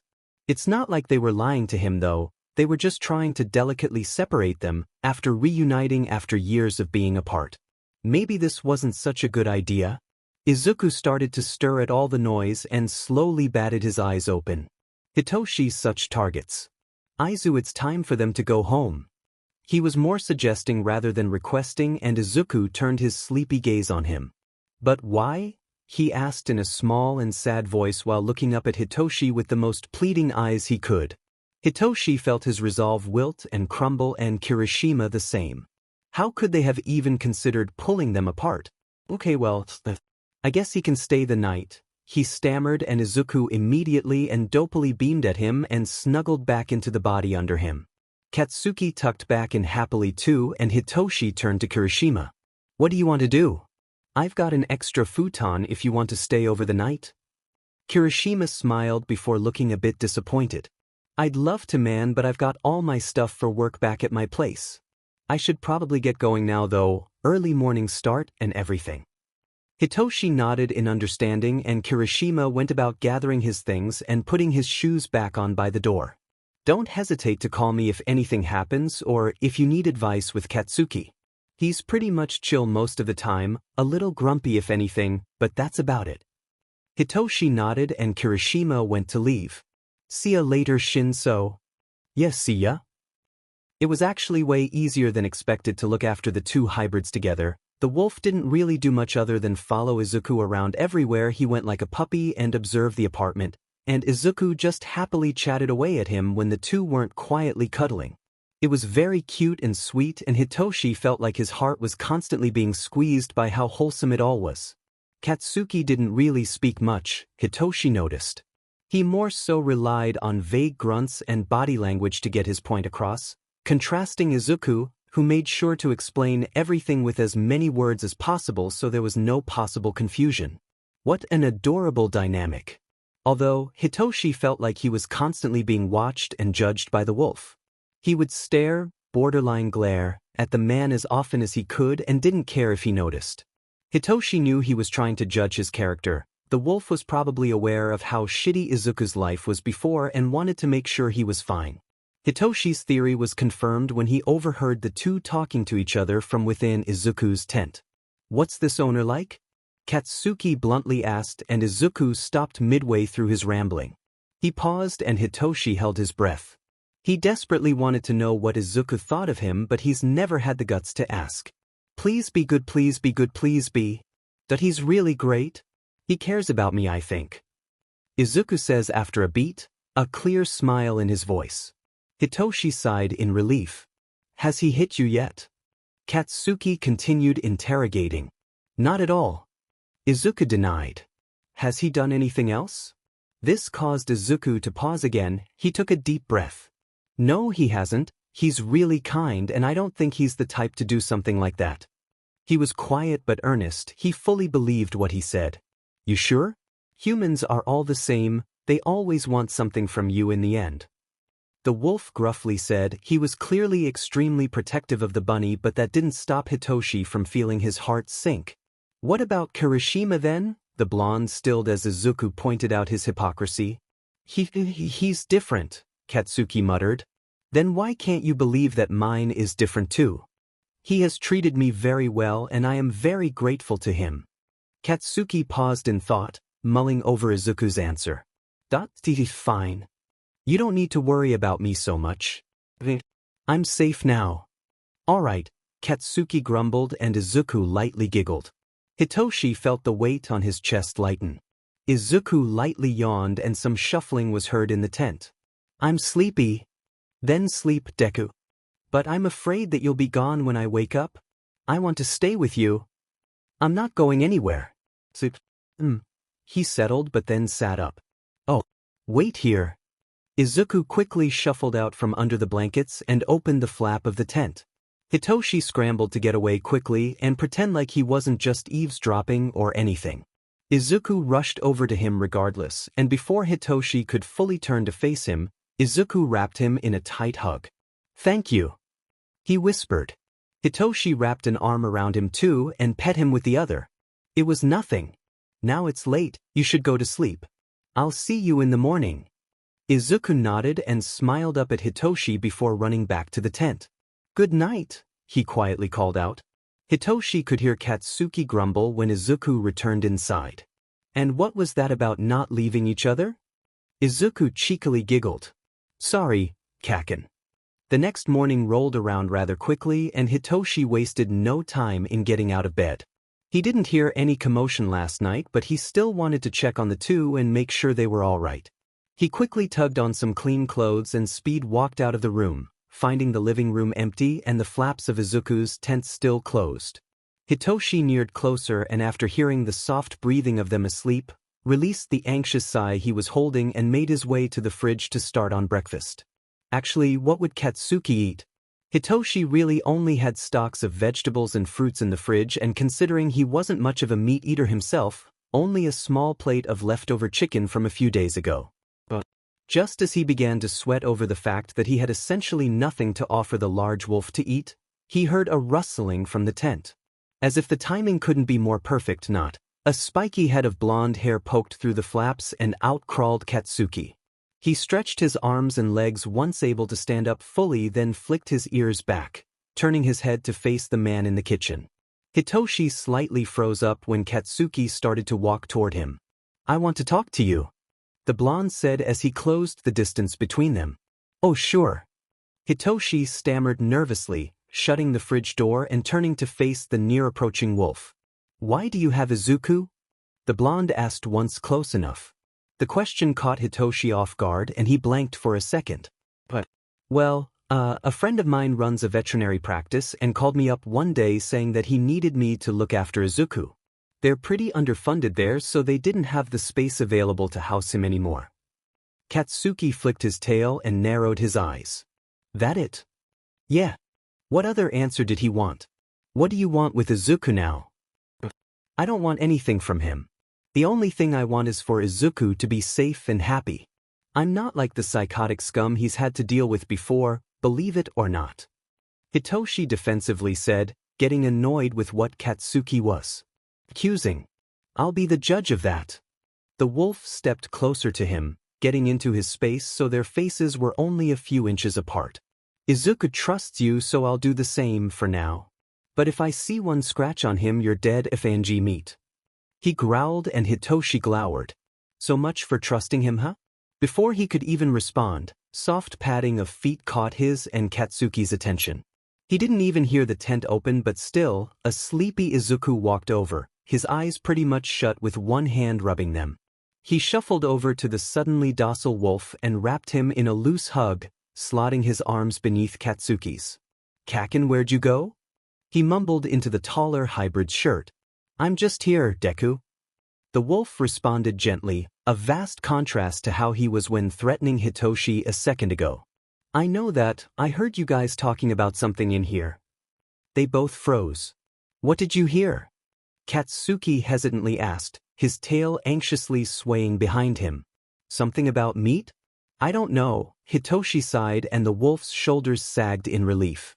We were just discussing what Katsuki was going to eat for breakfast. Hitoshi quickly saved and Izuku nodded, believing him completely. Right. Katsuki agreed awkwardly. Are you hungry? Hitoshi asked after a silence and Izuku hummed a yes, slowly detaching himself from the wolf and shuffling over to Hitoshi to help him look through the fridge. Katsuki took note of how Izuku's hand attached itself to Shinsu's sleeve and his ears pinned back in annoyance. I have a bit of chicken if that's good enough for you? Hitoshi called out to the blonde. It's fine.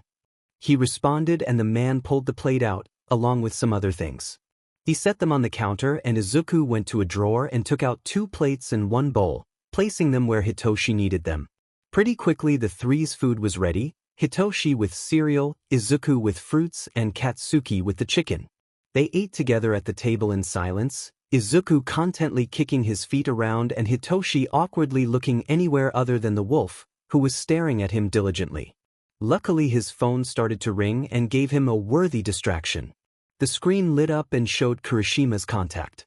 Hitoshi quickly swallowed the cereal he had in his mouth and stood up to accept the call, moving into the kitchen so they could talk privately. Hello. Hey Shinso. How is everything going? It's going good. That's great. I was just wondering if Katsuki has anything to eat this morning. I totally forgot yesterday and I know you don't have the necessities for a dog hybrid. I can come to drop some things off if you'd like. That would be good if you could. I've given him some chicken but I don't think it'll be enough. He'll survive. I'll be over in a few, hang tight. See ya. Hitoshi ended the quick call and went back to the table, refocusing his attention on the 2 hybrids. Izuku was busy handing Katsuki some of his fruits, fussing that he didn't have enough to eat and the wolf had no choice but to begrudgingly accept them, though his wagging tail gave him away. Kirishima's gonna come over and drop off some of Katsuki's stuff, so you don't have to keep feeding him Izuku. Hitoshi interrupted and both the hybrids turned to him. But he needs more. Izuku insisted. And he's gonna get more when Kirishima gets here. Now eat your own food. Hitoshi fondly smiled at the greenette, pretending not to notice Izuku sneak one more piece to the other, before going back to eating again. What's with the clothes? Katsuki gruffly asked from his position on the floor. He directed the question at Izuku but didn't care that Hitoshi could definitely hear him from his seat at the table. Hitoshi, feeling like he was being scrutinized for what Izuku was dressed in, tore his eyes away from his laptop and looked at the two, taking a sip of his coffee. Izuku sat above the wolf on the couch, legs folded neatly beneath him as his hands worked dutifully in the blonde's hair, playing with the strands and detangling any knots. Katsuki sat cross-legged beneath him, leaning his back against the furniture, relaxed. It was a cute scene, other than Katsuki's side-eyed glare pointed at him. The attitude on this wolf was unreal. "They're stuck online," Izuku responded happily, though it was obvious he didn't know exactly what that meant, content with putting his trust in Hitoshi's previous excuse. Katsuki snorted sarcastically. "Why doesn't he go out and buy you something in an actual store then?" Hitoshi's eye twitched at the obvious judgment. Sue him for not wanting to go out. Online shopping is usually more convenient and he doesn't have to deal with people. So what if the wait is a little longer? It's not gonna kill them. I'm not sure, but I don't mind. These are very comfortable." The bunny explained, more focused on picking at the wolf's spiky hair and making sure it was completely smoothed out and clean. Katsuki turns his head to face the man and Hitoshi tries not to be unsettled by its pointedness. "Got a sick thing for seeing him in your clothes or something?" Shinso would have sputtered if he wasn't getting used to the wolf's atrocious accusations. He glared, annoyed. "Not at all, I just didn't want to leave Izuku here alone while he was settling in." Katsuki's eyes narrowed at him and he turned back around. As small and inconsequential as it was, Hitoshi would take it as a win. "Right. A sick thing?" Izuku inquired with a tilt of the head, peering down at the blonde who looked up at him in turn. 1 minute acting like an offended guard dog and the next like an obedient puppy, it was enough to make Hitoshi scoff.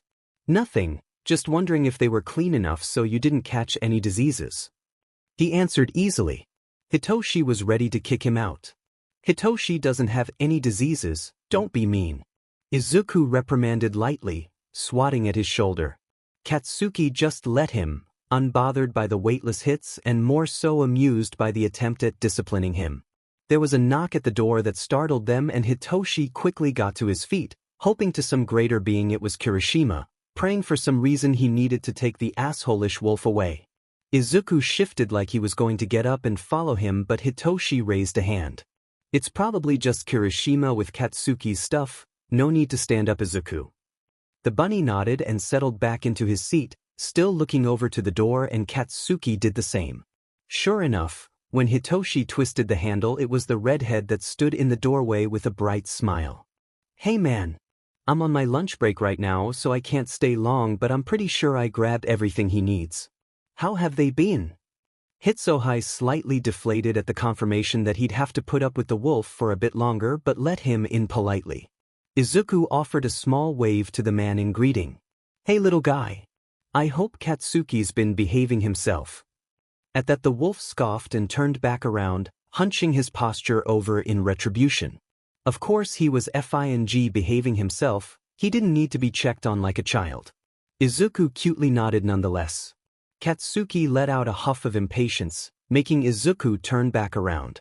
He let the blonde reach up and grab his hands to put them back on his head, wanting to resume the grooming and ignore the newcomer. Kirishima tried not to laugh at the dog's behavior and raised the bag he was holding up for Hitoshi to take. "It's not too much, just a few snacks and his daily vitamins and stuff. Oh, the meat he can eat raw or cooked, he'll tell you how he wants it, he generally likes to cook it himself. I tended to burn it so he learned how to do it. He just needs to take one of each tablet with water and food. I think that's all. Thanks for coming all this way." Hitoshi took the bag out of his hand and set it on the counter for now. "Nah man. Thank you for letting him stay. I got to head back to work now before my lunch break ends but I'll be sure to check in once my shift is over. See you later dude." Kirishima walked towards the door and opened it, leaving the apartment after waving goodbye once more. Hitoshi returned to the bag and started to unpack the packaged meats and containers. "Do you want something now, Katsuki?" he called out before he put the meat in the fridge. He heard the wolf stand up and took it as a yes, leaving everything for him to sort out. Katsuki made his way into the kitchen with his hair fluffier than ever and began inspecting the items thoroughly. He grumbled. "Where are your pans?" he questioned, walking over to the stove with one of the packages and rifling through the cupboards overhead. Hitoshi's sweat dropped when he just started pulling out cooking oil and various seasonings like he owned the place. Hitoshi pointed to a drawer and decided to just let him do his own thing, turning around to check on Izuku, who had moved to stand behind Hitoshi at some point. Good thing he was used to Izuku just popping up randomly, or he would have had a heart attack. Izuku looked up at him and then followed him to sit at the counter, both watching the wolf work.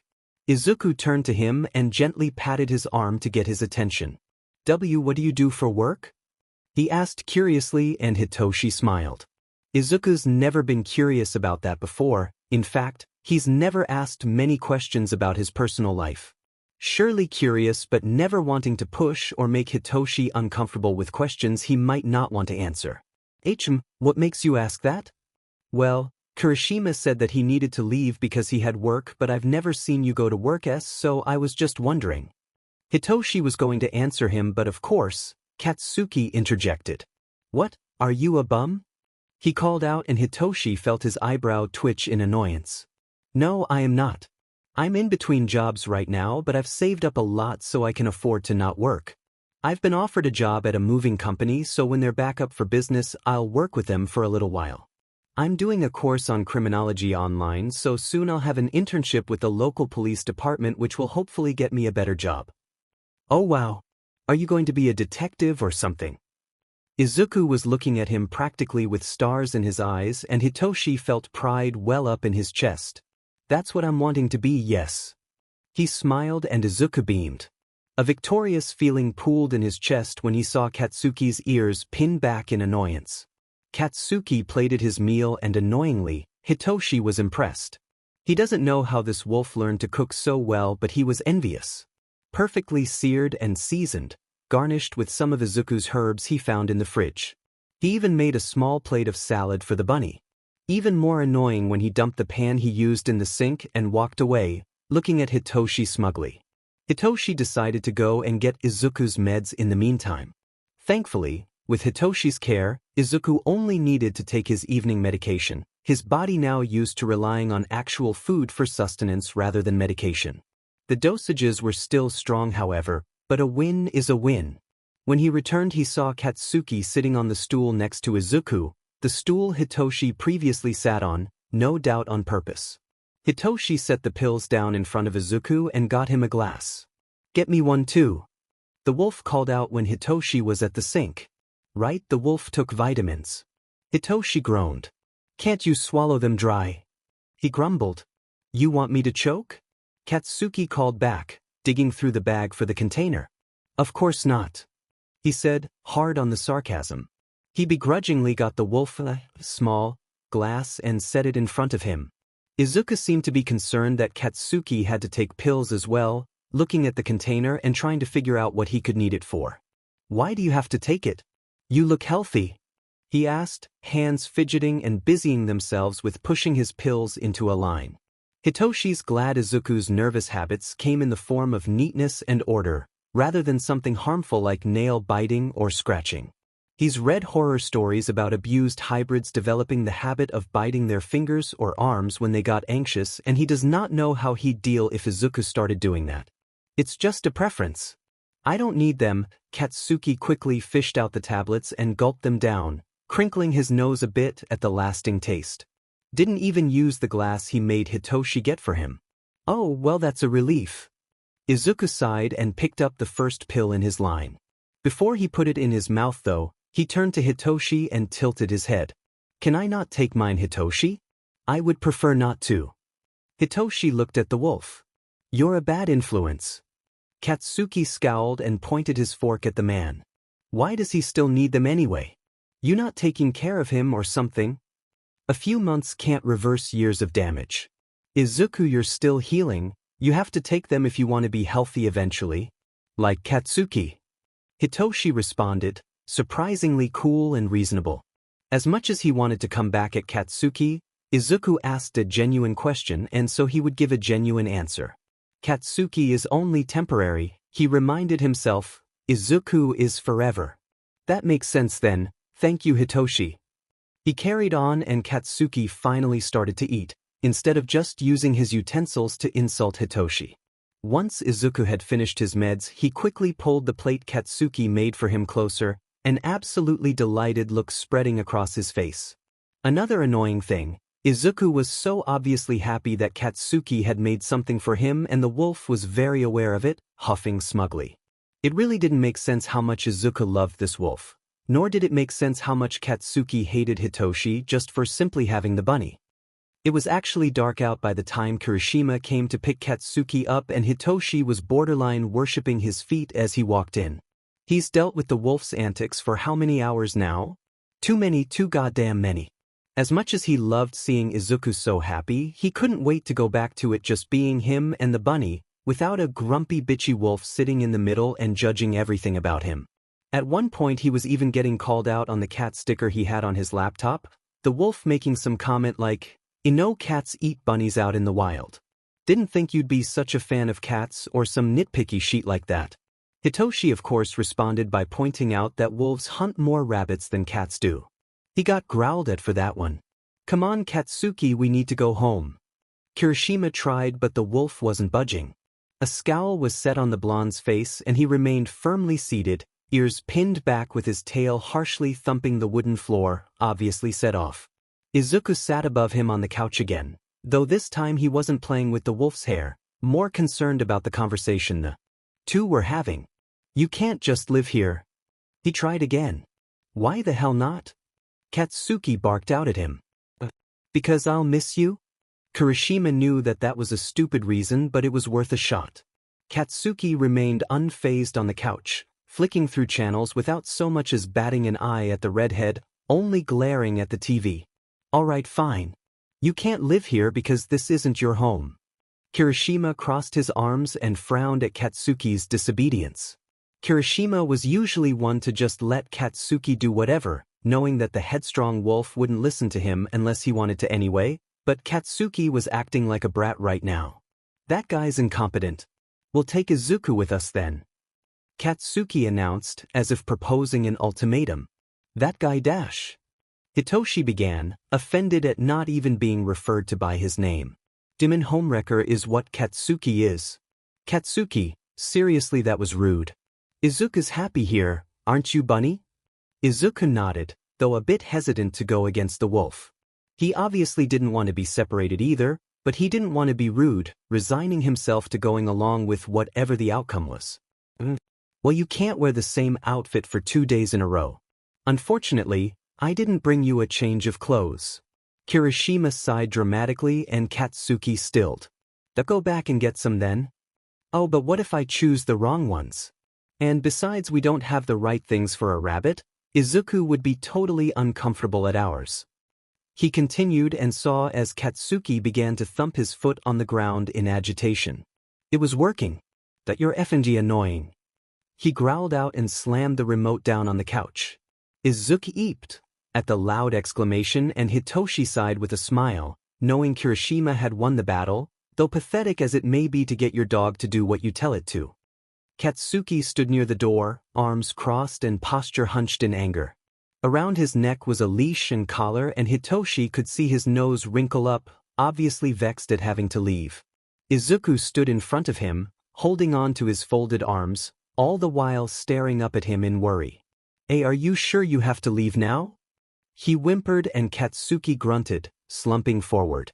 Izuku's eyebrows creased together at his response and his lip wobbled. He had really hoped that Katsuki would be allowed to stay, had really wanted the owners to work something out so they didn't have to be separated again. It was panic that he felt, panic and sadness that he'd have to let go and Katsuki would leave without him, again. "Sorry Izuku, but we need to go home," Kirishima gently said, feeling bad for the bunny. He understood what he must be feeling for both of the hybrids. Katsuki wouldn't act childish for no reason. He didn't want to abandon Izuku again, or what he felt was abandoning him, leaving him with someone that had the potential to hurt him like it has been in the past.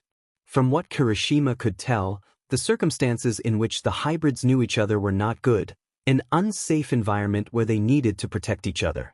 "Beep dash," Izuku stuttered and Hitoshi felt his heart break more than it already has. "They can come again soon, Izuku. You can see him again whenever you want," he said, but it seemed that had the opposite effect.